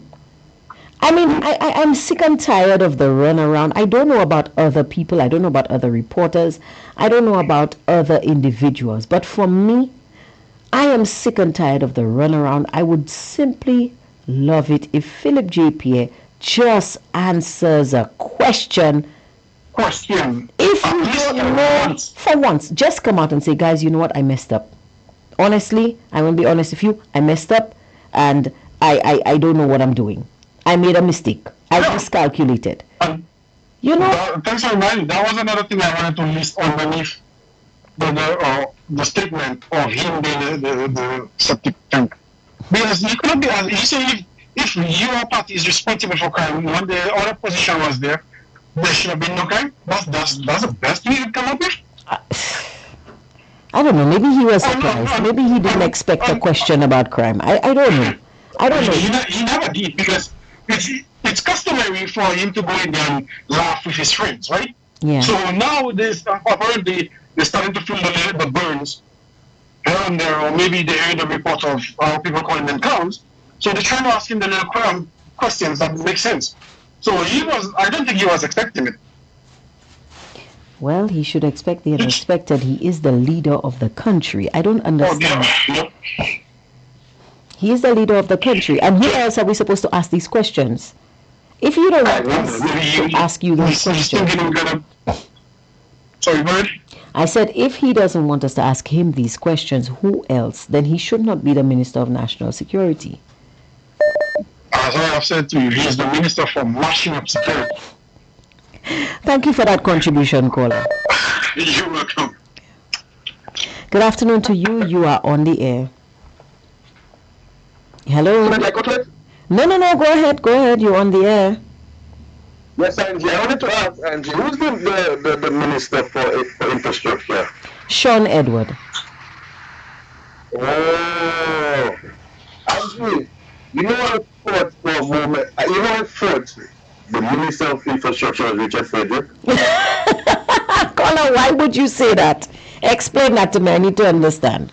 Why would you think that? And you didn't see the video of the live the man having can I help you in front of Marcy when the Denry Buster is showing him fixing up the road.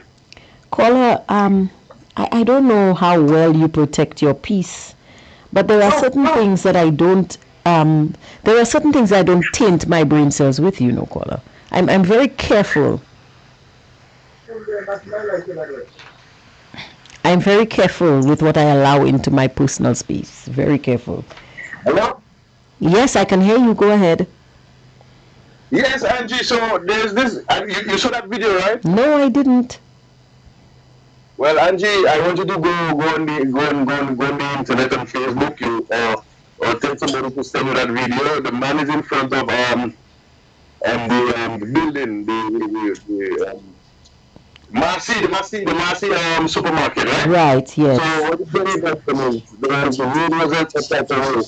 And the other thing I would ask, but when the man is doing there, you're supposed to be talking about housing. What's with the housing problem? Why you want to be minister for? The man there doing a video in fixing a road, Angie. Is that the man portfolio? Well, I guess one can argue that he is the MP for Castries Central, and that project is taking place in Castries Central. So now I love how you say that, Angie. So what's the purpose of the mayor then? Apology. Me chess you at Caller. Questions.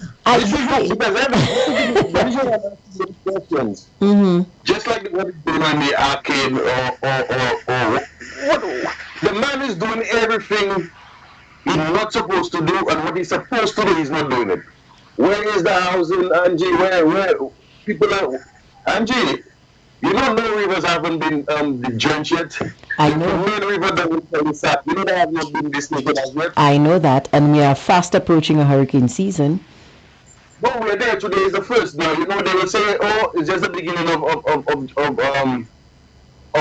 June." You remember the trough in 2010? Yes, I remember. Just reaching up and that's the fact. What happened down there? I live in that area. How can I forget, Caller? How can I forget?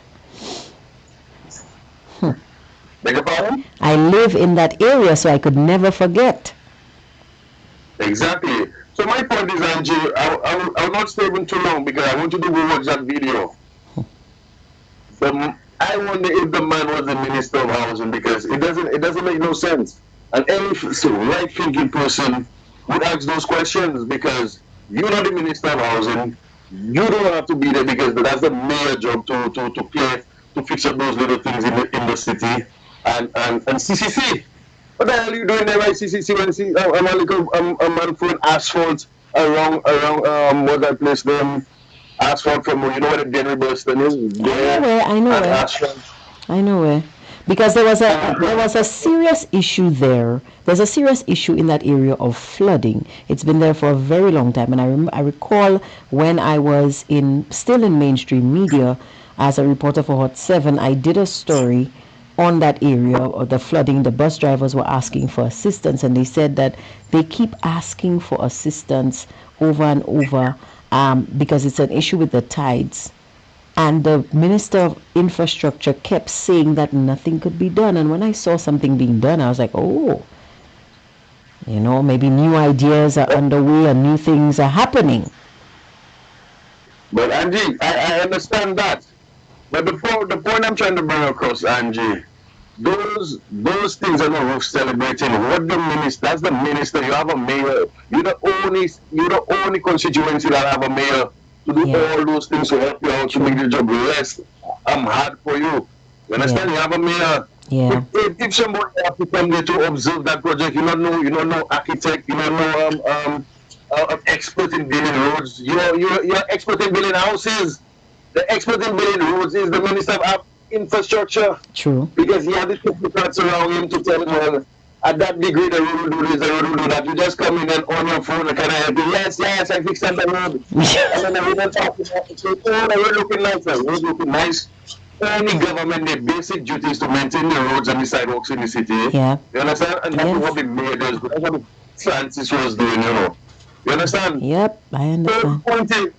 The point is, let us talk about housing. Let us talk about let us talk about how many homes you want to build. It is just the two plywood for the new year. Like, those guys, the man never come and talk nothing for the new year as yet, Or any of the, they're talking about this portfolio, which is uh, tourism. You hear talking about his portfolio. You hear Philip Gippy talking about his portfolio when it comes to national security. Yeah.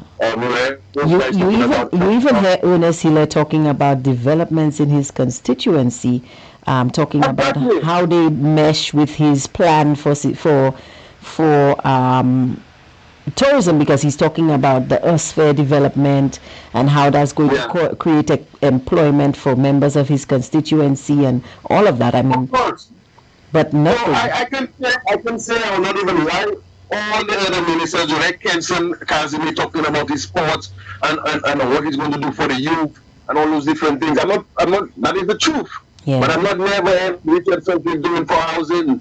And that is my problem. Richard Frederick all over the place, worrying about what road I do build, worrying about the vendors. What's about the housing? That's your portfolio. You're not talking about that. All other ministers are talking about their portfolio. Even the opposition talking about his portfolio, which is representing Barry So. Yeah. You understand? Yeah. But Kola, what about if he has nothing to say? If he has nothing to say, Kola. If he's done nothing. I'm not even lying on him. He spoke about people for the 40 years living on lands. You can get those lands.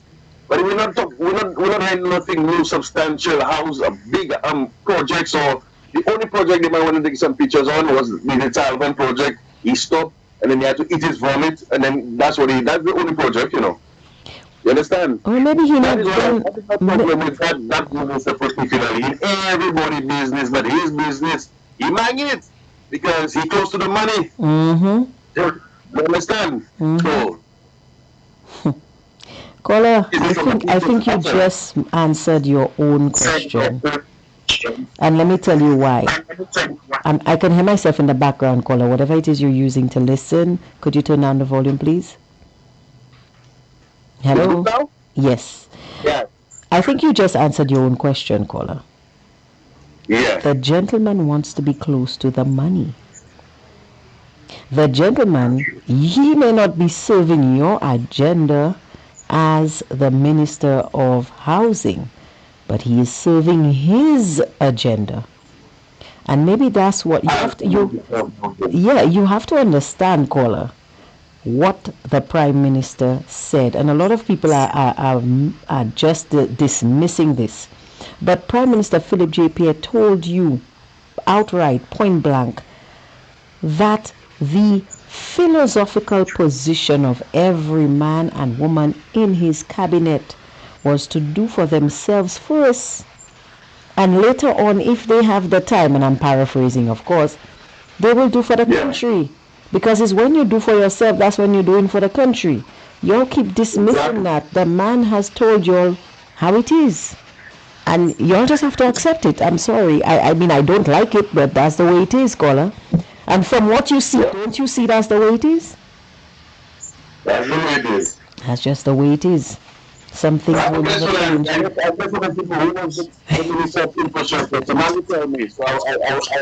in mind. Thank you, Kola. All right. Well, guys, let's turn our attention to the Facebook platform. Let's see what's cooking over there. Somebody says here, I keep telling St. Lucians the seeds we planted will grow into a tree and it will bear fruit. And we will have to pick the fruit, whether it's good or bad. Somebody's asking a good question. Another one says, PJP was celebrating yesterday 29 years of destroying the country. Good afternoon to you, caller. You are on the air. Angie, good afternoon. How are you? I'm good. How are you, caller? Surviving the rot in St. Lucia. Angie, you played some tapes there earlier today. Yeah, I did. What was your take? Girl, I was choking. Not with laughter. I'm sorry. I'm sorry. I did not intend to choke you, caller. I'm let me extend my deepest regrets. I'm sorry. And Angie, what was the man talking about? Why the man come in and tell us about and the vendors, the vendors. Because he could not. They asked the man about Because he could not answer the question, caller. He could not answer the question. He was asked about the fuel surcharge and what he is doing to help, and he was talking about the vendors. The vendors. Yeah, so he couldn't find a response for fuel surcharge, and then they told him about Wasco. And it's the NERC who's doing and the NERC will decide. Wasco is going to go to the NERC, and the NERC will decide. The NERC will decide. Tell people the NERC is National Utilities Regulatory Commission. Regulations, regulatory commissions or whatever they call. Tell people what it is. Don't tell them the NERC. The people don't know what NERC is. Half the people in St. Lucia don't know what NERC is. The people, and that is what, because if he says National Commission, National Utility Regulatory Commission, yeah, then they will realize it's a government. It's a government board, yeah. Because the NERC is it is a government entity, a statutory board. A statutory board that is formed by the government. So he cannot say that, the NERC. And you hear some kuyons talking about, but the NERC that make Wasco put the water up. Ask them who NERC is and they don't know, you stupid people, because you didn't want a white prime minister, and the white prime minister was a bad prime minister, and you wanted the little black boy from Masha, and you got him. Now the little black boy from Masha is doing a number on you. And I need to touch this, Angie. After I listened to this man today, and this man said, "Oh, the vendors, the vendors are displaced." He said, "Displaced. You evicted the vendors. You made them go. They are their home." The vendors are displaced.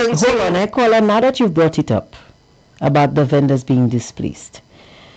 Are you aware that initially when the vendors had negotiations with GPH promised them that they would not be sent home, that they would be systematically put in the new facility as they go along, and that their operations would not be interrupted? And everybody, and then all in a sudden, to borrow a phrase from the Prime Minister, all in a sudden, GPH ups and changes the plan, and everybody is now brushing this under the table and pretending that this was how it was, all according to a cousin of mine, that's how it was always is, and forgetting that GPH has reneged. The vendors are in this situation. Is there GPH or is there St. Lucia Cruise Ports? What is it now? Is it or what we are in St. Lucia Cruise Ports? It is a subsidiary of GPH. St. Lucia Cruise Ports is a subsidiary of GPH. Do not make up things. No, I'm not making up things. St. Lucia Cruise Ports is a subsidiary of the GPH? Yes, they did.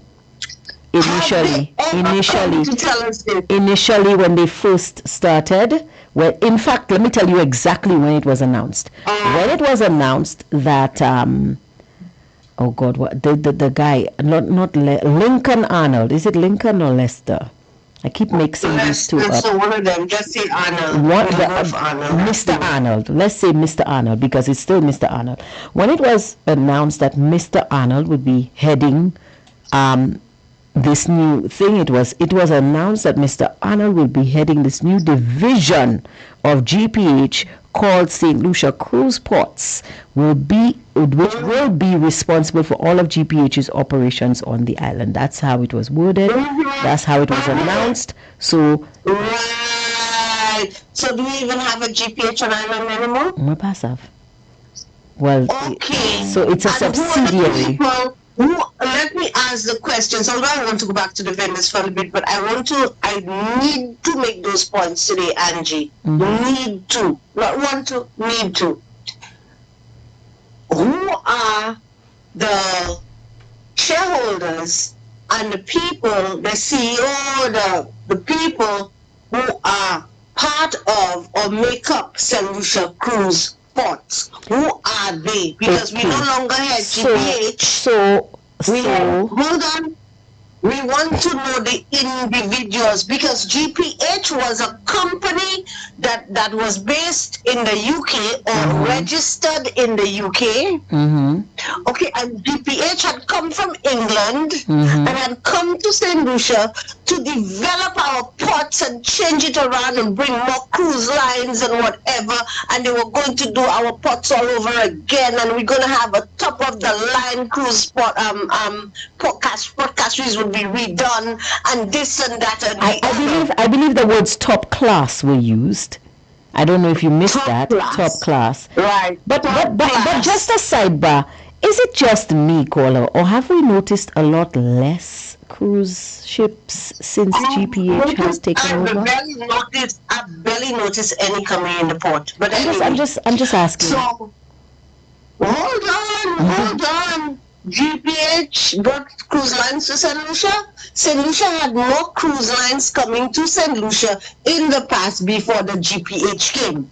Now, GPH is not being spoken of anymore. It is St. Lucia Cruise Ports. I beg to ask the question, who are the people who make up St. Lucia Cruise Ports? That's one question.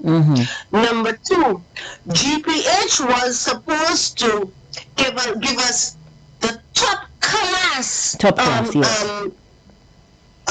cruise ports in the Caribbean. Top class, world class. The topless class. Okay? Oh yes, world class. The topless class. World class top too. Class. Yes. Right at the top of the class. Today we're looking at little bus stops or shanties being built on our waterfront. Nothing. They're doing a bunch of aesthetics. Nothing to talk about. Absolutely nothing. Right? You there, Angie? I'm there. Okay. Nothing to shout about, but they carry on collecting. Oh, by the way, caller, somebody just, I tell you, the people on my live, they are awesome. So somebody just gave me the correct name. The gentleman's name is Lance Arnold. Lancelot Arnold. By the way, it wasn't last. Even if I knew it was Lancelot, I wouldn't say anything. I just can say Arnold. Okay? Right. Because that's sufficient for me. So, okay. Suddenly, St. Lucia Cruise Ports has evicted. Oh, sorry.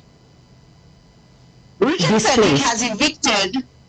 Okay. Can I say this over? Yes, because we're not sure what's going on here. Because he said we are building new facilities for them. So I figure, is Richard Frederick a part of St. Lucia Cruise Ports? I'm asking questions because he said we. I don't know, Colin, because you see, you're the second person today who is questioning me on this gentleman's roles and responsibilities. Apparently, they're getting a bit confused.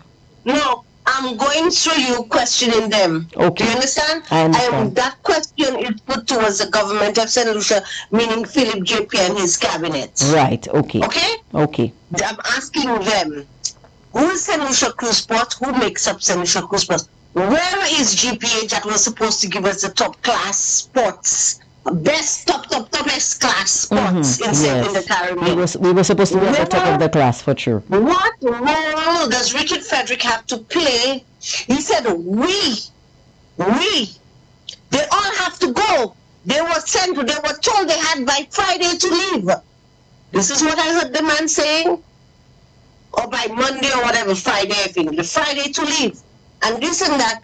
And we are building them new facilities. Some of them think they're going to come back. They're not coming back because they owe in rent. Hello?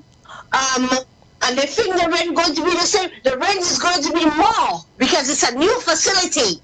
And this and that. And we are building them a new. Is isn't it GPH that was responsible for building the port and whatever facilities that they were putting on the port? Well, that's what was advertised, caller. Apparently, you're giving me new information here. Since when Richard Frederick is a part of GPH, and I am saying St. Lucia Cruise Ports. I am saying GPH. So, is he a part of St. Lucia Cruise Ports? And is it St. Lucia Cruise Ports that is building the new arcade? And is it Richard it's supposed to be St. Lucia Cruise Ports building the new arcade. It's supposed to be. But hold on. Okay. Hold on. Is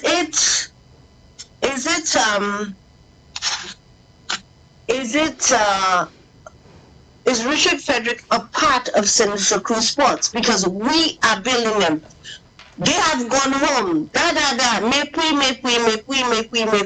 They're not paying and they want compensation. Show your face. What compensation they want? I'm just taking parts of his delivery on his Thursday night boogery on TV, right? Right. So, show your face to say the vendor was speaking or whatever. They feel they could just come back and they owe in rent and this and that and the other.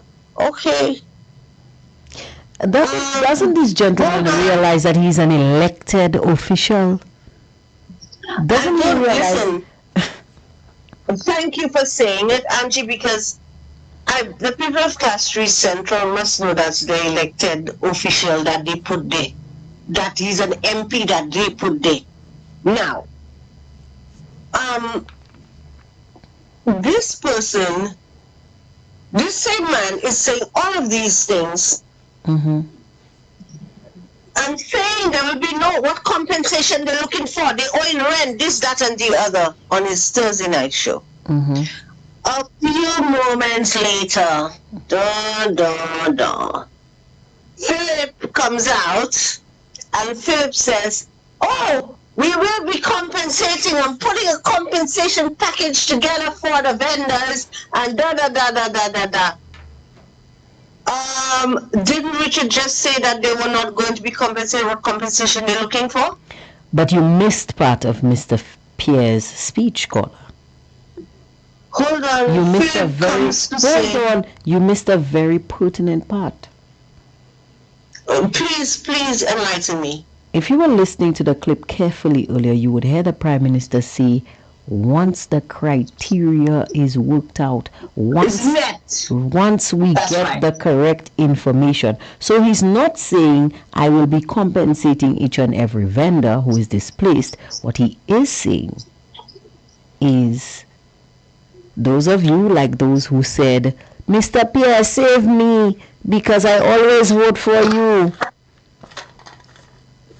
Okay. All right. So, is that what we in St. Lucia, is that what we put governments there to do? To pick and choose who they want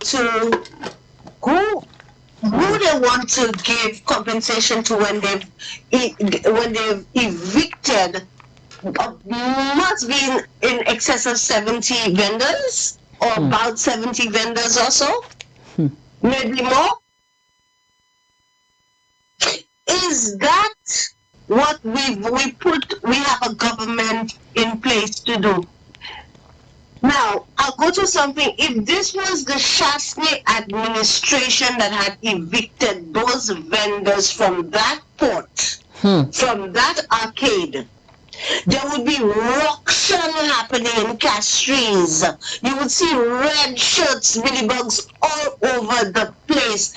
We don't want Chasney, the white man. He putting his foot on our neck. He this it. Hatred. Let me tell St. Lucians, hatred of a couple men in your government for two men. I said two men. For Alan Chasney and Guy Joseph. Hatred on the part of a few men sitting in our parliament right now that y'all voted for and put back there that don't know Adam from Eve or Adam from Steve. They don't know if Steve is Steve or Eve, or if Eve is Eve or Steve. We can't tell if she's a girl or a boy. They don't know their right foot from their left foot. They don't know the right hand from the left hand. They don't know if they're sitting on their brains or if it's up in their head. They don't know if their eyes need openers or if it's open. They don't know if they should kill it or if they should let it live. They don't know a lot of things. They don't know if their father was a police. They were not police. They're not engineer. They engine fast. They don't know if they have a cruise ship. A port in Viewport that was planned under the Alan Chastity administration that they fought against, and today they want to go back and say they're going to do it and it's going to be theirs. Really?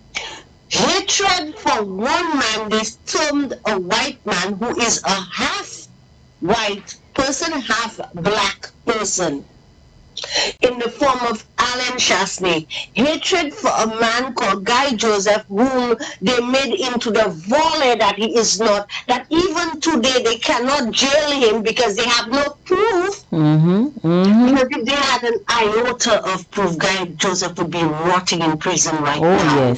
Oh yes. Hatred for a few men that did well to our St. Lucia. Men like Dominique Fede, under the leadership of Alan Chastity, who ensured that our tourism package was so good and so well marketed that our tourism grew and grew and grew, and every month and every year we had more tourist arrivals in St. Lucia. He wasn't telling you rooms. He wasn't saying we counted how many rooms. He counted arrivals coming off the plane and off the ship. Yeah. Today we have Ernest Hilaire in his very untruthful self saying to people we had 60 rooms for the month or the week. 600 rooms. Not explaining to people that when one family comes into St. Lucia, maybe a family or a couple, two people, that these people would go to Soufrière, spend a week or 4 days, and go back and then come to Castries and book into another hotel. Go to another Airbnb property, spend another 4 days there, and their last 4 or 5 days, they would go to a Royalton or Sandals or whatever and spend that time there. These are 3 rooms that 2 people have booked. That's not 3 different families. That is 3 rooms that the same 2 people have booked. So when he comes to tell us that so many rooms and radio, he is deceiving St. Lucians. I hope St. Lucians are hearing this. Well, we do have something that's on the rise this month, caller. I don't know if you know, but there are, you're talking about the tourism arrivals going down, but I want to give you, that's not, we have stuff that is actually on the rise. That's our bills. I'm just reading somebody saying I spent $800 in bills this month, which is $300 more than I normally pay, and now Wasco is coming with a raise next month, and we still have no water. So the bills are on the rise, caller. You might have a problem. We coming to that, Angie. That's why I say bear with me this afternoon, because I've got a few things that I want to say. I need to say. So we have that hatred for one man brought us loss in tourism. Hatred for one man. Okay, or 2 million. Hatred for the same man.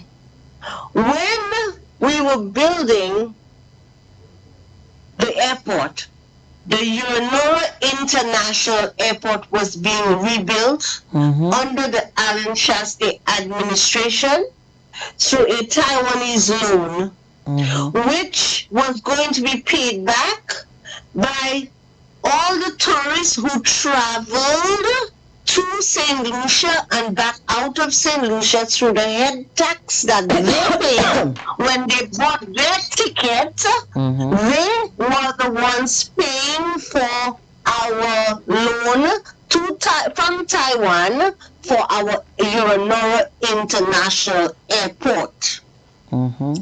This loan was not being paid back by one St. Lucian, except that the St. Lucian is traveling and they're paying head tax. Right. Do you understand? I understand. All normal St. Lucians that walk St. Lucia and they're not traveling, or they were not responsible for that loan, to the payback for that loan to Taiwan. And we had so much tourists coming in that we would have been able to pay back that loan in no time. Our airport was well on the way.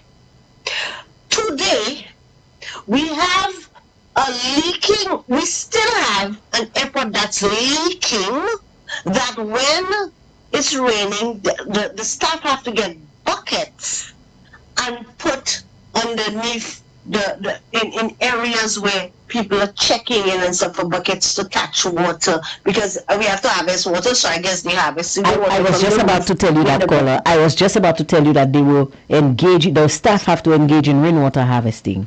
Because I need you to say it properly on my platform, please. They were engaging in rainwater harvesting. We have Antigua, where we have jet bridges. We have Barbados, where we have jet bridges. We have St. Vincent, who's building an airport, who has built an airport, jet bridges. Most of the Caribbean islands now have jet bridges and are going into jet bridges. We were going to have that in St. Lucia. But caller, we never knew any airport that have an upstairs. Who probably say Beatty's Philip J. Pierre Caddy? I was about to tell you that, but you have it down already. Go ahead, caller. Go ahead. You have it down. Go ahead. You don't need me. The floor is yours. The floor is yours, caller. Build solution heads with nothingness, with garbage about no airport having upstairs. Is Alan alone? Really, Philip? Philip, you have to pay for that. Today, St. Lucia has no international. We have an airport called an international airport, but it's the lowest grade. It has no standards. It shows who you and your government are, Philip. They're so wicked, eh? We had piles in the ground that the Taiwanese had put there for the extension of the airport. Since they came in, they went and they dug up and cut up and destroyed. You know how much it takes to cut up and dig up and cut up and destroy piles underneath the ground? How much work it takes, and that's millions of dollars worth of piles. Were the piles bothering Philip J. Pierre?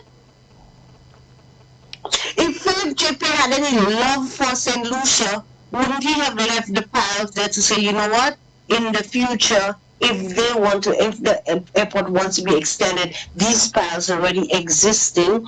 It costs millions of dollars to do it, so let's leave it there for the people of St. Lucia, just in case. I don't want to build an airport that big, but just in case in the future, because there is the future. Philip J. Pierre will tell you, by the time them things happen, he'll be dead. Does this man love St. Lucia? Hatred for one man or two men or group for a party, for a group of UWP people, members, have sent Philip J. Pierre to crucify St. Lucians and give them less and lower their standards. I still have more. When Guy Joseph was under Shasta was building roads, and I say Guy Joseph because Stevenson King Patika Feshime. Stevenson King was not doing his work. When Guy Joseph and Aaron Chasney went into the road rehabilitation, road rebuilding, Philip J. Pierre and his goons came out and said, people don't eat roads. Yep. Moun pa ka manje chimè. Moun pa ka manje chimè. Exactly, see, tell me kuyo, certainly say, all of them, people do eat rose like the sheep. Like I don't even call them sheep, I want to call them goats. Like the goats that they are. Instead of understanding that when you have a good road network, your country starts to develop. Things you do not waste time in traffic. You're more productive because you spend more time in your business doing what you're supposed to do. That's right. There is more development taking place for new housing, etc., because there are new roads built to certain places where there's beautiful land to build nice low, medium income houses for people such as Talverne and these places. Mm-hmm. I personally want to go. I personally would have loved to see, Caller, that new road they were going to build, connecting Babuno to the valley, so that people could bypass. Yes. So people could bypass Castries when they want to go to the north. But St. Lucians got pie in the sky. Philip fed them pie in the sky. We're going to give you in the first. What was it? 3 months? But the first 100 days. But remember, Caller. Hold on. Hatred for a couple of men costed us housing and roads, good roads and housing in St. Lucia. They came in. Richard said there was a bubble in the housing and shut down all the projects. Because they're investigating the bubble done by Guy Joseph, who's the owner or part owner of Fresh Start. I am repeating what Richard said. But Caller, remember the Prime Minister said on the eve, do you recall on the eve of the elections in 2021, Philip J. Pierre addressed the nation, and he said that he's not coming for revenge. He's not going to discontinue any of the good works and the forward-thinking projects that he's just going to do them in a proper way, in a more transparent way, in accountability. They're not going to discontinue any projects. Coin to project. Every single one of them. They did continue, and that was housing, that was road network, that was the cruise spotting in Viewfort, that was our international airport that now have no standards right now. We have no houses. The standard of houses that Richard built were the 3 little shacks down in the 3 little fig sheds, banana shed, small banana shed, to just store the little boxes and things. Those fig sheds we built down, and then we call these housing for the poorest of the poor. Now, Caller, you are reminding me. No, the poorest of the poor. They created the class of the poorest of the poor. Don't forget that, eh? No. And another thing, 2 things, Caller. One, my brother keeps asking me what is meant by the poorest of the poor. I think maybe he believes I am the Prime Minister of St. Lucia. I don't know. Secondly, a lady... That's a class was created by them because they know that people were already poor. And when they came in, they would make people poorer. Yes. Or poorest. Yes. Now, Caller, they don't make people poorest. So they classify people. The poorest. St. Lucians need to open their eyes. The poorest of the poor. Hold on, I'm not done. No, I just want... No, hold on. So, you're reminding me of something that a caller said on this platform on Friday. And she made a statement. I think that's exactly where you're going. She said that the reason why they stopped every single project that Alan Chasney was getting ready to embark on is because they did not want his legacy, his fingerprints, so to let me carry on. in St. Lucia. They did not see it as Ben, and I'm trying to show people the number, and I'm not even going to go through all, just a few. Just a few, Angie. I'm not going to go through all. So we have the hospital. Right. We have the airport. We have the airport. We have the roads. We have housing. Let us go to the jobs that Alan Chasney created in Viewfort. bringing in 2 call centers and hiring in excess of 1,000 young people from the South, working, getting salaries anywhere between $2,400 to $4,000 a month. They were able to take loans because this was long-term jobs. Do you remember Philip J.P. coming and saying he will shut down? I will shut down, what's the name of that one? Ojo Labs. Ojo Labs. Which one? Ojo Labs. He'll shut down Ojo Labs when he comes down. The same young people, Philip J. Pierce said he will shut down Ojo Labs. I have a question for you. Did you go and vote for Kenny Anthony II?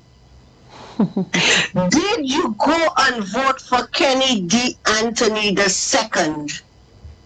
Because that's what you did. And if Ojo Labs is shut down or any of their companies are shut down now, whose fault is it? Did you not hear when Pierre said he was going to shut down your workplaces? Did you not hear that if your workplaces got shut down, did you not understand that you go home and have no way of paying your loan or helping your parents out, or the little piece you're building on the house for mommy and daddy to make it beautiful and to give you more space for more comfort, that you had to stop it because they shut it down now, or they're shutting it down and you're losing your job? Didn't you hear that? Caller, can I give you a joke, caller? History. Hold on. About 1,000 jobs were created in Viewport for young people by an administration led by Alan Shassey, the same white man that they hate. I'm not done, Angie. No, but what I'm saying is related to what you just said. So there's this situation, and this is a true story. In 2021, there was a certain member of my community who worked with Fresh Start, and his parents are staunch Labour Party supporters, but he was a breadwinner and helping the family. And after the 2021 election, you know what happened. Fresh Start lost all their contracts. They had to downsize. So there's a story that this individual got a call by his mom, and the mother said she needed some. He had not given her any money to pay the bills for that month. And he said to her, you didn't realize when you voted against UWP that you were voting against my job? Where am I supposed to get money to help you? Very good, young man. Very good, young man. And all the young people can say that the parents who voted happened. UWP, they're very right to say it. Call me a hacky day one, mamele. But I am telling the truth. This is the truth. Let's go again, Angie. They came out. Shasney was the first prime minister who went around the island and took up certain sporting facilities and made them into sporting facilities of international standards. May I say that again? Go ahead. The floor is yours. Alan Shastay's administration was the only administration in St. Lucia who went around the island, Soufre, Denry, Micoud, I can name a few, took up, changed, rehabilitated some sporting stadiums to sporting stadiums of international standards. Right. So much so that I don't even know how to call it, the grass that they put down, which is not growing in the ground. Yeah. But the turf that they put down that looks like grass. The SLP came out and said that it causes cancer. It's cancer called up. It will give the children, give people cancer. As soon as when July 2021 hit and they got into office, where was the first place that they put their backsides on? Wasn't it the Soufre Stadium? Yes. On the cancer-causing turf?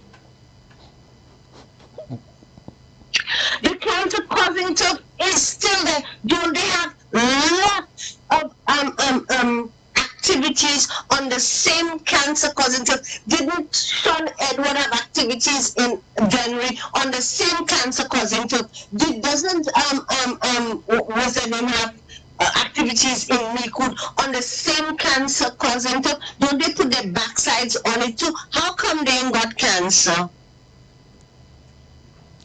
I can't. We had never seen spotting facilities of these standards in St. Lucia. They sang that song to St. Lucians because because of hatred for one man called Alan Chasney. They do not love St. Lucians, they hate Alan Chasney. I still have another one, Angie. I still have some more. And I'm picking those because they're big ones and they're small ones. There is one in particular where all children were being given a laptop, a notebook with all their books on there. Downloaded on that notebook is all their books. Yes, it was in the pilot stages, so maybe one or two glitches were happening or whatever. However, it was being worked on for all the books to go there and for the children, for the parents to stop spending $1,200 in books every year. Let me say it again. Can I? Go ahead, but I'm gonna have to cut you short just now because our time is up, and don't forget full disclosure is coming up, and the host of full disclosure is eyeing me right now. Just give me a couple more minutes. So 2 more minutes, please, before he arrests me. So instead of saying let us go with that to save parents money, at least $1,200 or for the most $1,200 a year in books, they criticized those and they came and they gave the children again laptops with no programs, nothing on it. Is just empty. So the children can take those laptops and do whatever they want with it. But it's not educating them in no way, shape, or form. It's not saving a parent any money in no way, shape, or form. They fooled parents. Parents went and voted for these people. How much money are parents spending now in books every year? With the inflated, according to him, his so-called imported inflation that he caused by implementing the 2.5 health and security levy that is calculated over and over and over and over on one good and commodity because it is on goods and services. For hatred of one man, 12.5% VAT. Imagine a prime minister decrease VAT by 2.5%, giving people a lot more spending monies in their pocket. In that era, he collected more money in VAT than when VAT was at 15% because people had spending money, so they were spending more, and the government was collecting more VAT when it was at 12.5% as compared to the 15% because people had more spending power. He came and he took off all property taxes. Nobody wasn't paying property taxes. Y'all didn't get a break for 5 years, Lucians? He came and he decreased the licenses, the license fees that Kenny Anthony had increased. He decreased it by 50%. We're saving ourselves money on license fees. Y'all didn't enjoy those savings, St. Lucians? We didn't need it, caller. Because if we needed it, caller, we would have kept them in power. But I'm so sorry, but I really need to let you go now because I got to go. Hatred for one man, Angie. Hatred for Alan Chasney, Guy Joseph, and a few members of the UWP. Yep. By the SLP has costed St. Lucians by far millions of dollars that they could have saved in their pockets, and lower standards costed us high standards, costed us a developed nations where we would all have jobs, we'd be able to live lavishly. Instead, y'all went and voted for SLP, the haters of Alan Shasney, who has done nothing better for you but to bring your lives and livelihoods down in the gutters. Thank you, Angie. You're welcome, Paula. Guys, I gotta run because I'm so far out of my time, over my time right now. It is amazing. I haven't even gotten a chance. I hope Mr. Foster Chico will permit me to simply give our people on the live just a few minutes. Somebody says, have you realized the Prime Minister never allows the reporters to complete their questions? Somebody says, please keep track. SLP will do anything to report a lower crime rate. They did that last year. They reported 8 murders less. Somebody says, yes, caller, you are right. Another says, PJP understands the questions fully. He's just being vindictive and playing mischief. They prefer the public remains fully mute in the ills that affect the country. I clearly think the people have let this go too far. Another one says, Rockhall BMAX houses going up. There is one. Somebody says, caller, he has not eaten his vomit yet. Another is asking, is Dexter the contractor on this road project, and what's the cost of the project? Where is Ministry of Infrastructure on the whole overview of the project? Well, that one I can attest to because the individual in question did say to me that he is the contractor on that project, but I don't know. Somebody says top class are the verbal words used. However, stop class is what we are actually getting. Somebody says the name of the show is Can I Bully You? And it's on a Thursday night. Another one says he is right. That's one time I support RF Labour supporters that's in there. Those that drink the red mood bake. Somebody says is confirmed party affiliation one criterion. I don't know, but we need to ask the Prime Minister. Another says maybe it is Can I Hell You? Somebody says PJP is making sure his supporters and 25% of Flabos to believe he took over from Shas in December 2025 and not July 2021. Another is saying Viewfort is in a mess. The slave master's son hand over to the butcher. The Viewfortians will pay for their sins. No hospital, no airport expansion, less flights, and a dead water port. They were weighing votes for election. Now they're starting to weigh bills. The mood is dread. Wow. Very well said. Somebody says, Angie, it was obvious that was the fear of the Labour Party. Alan for another term would be the end of a Labour Party. Somebody says, caller, no more Ojo Labs. It has been sold and it is under a new name. Another person says, its new name is Lower House. Wow. Another says, don't forget the SLP cost billions of dollars in the passport fiasco. Another one says, the e-books were not for Alan's children. Guys, thank you so much for joining us. But of course, I have to go because I have taken up way too much of Mr. Chico's time. And he is looking quite restless out there. But I want to say, once again, thank you for all of my supporters, my listeners, my contributors, for ensuring that there is still a place where we can talk candidly about the issues that matter. Keep it up. Maybe one of these days the Prime Minister will actually listen to a show and he will actually give us some answers. Maybe. I hope. I pray. This is Hard Talk on Fire FM saying goodbye and making way for the entrant of Mr. Foster Chico. Stay tuned because we're about to go in to full disclosure. Have a wonderful day, guys. Bye-bye.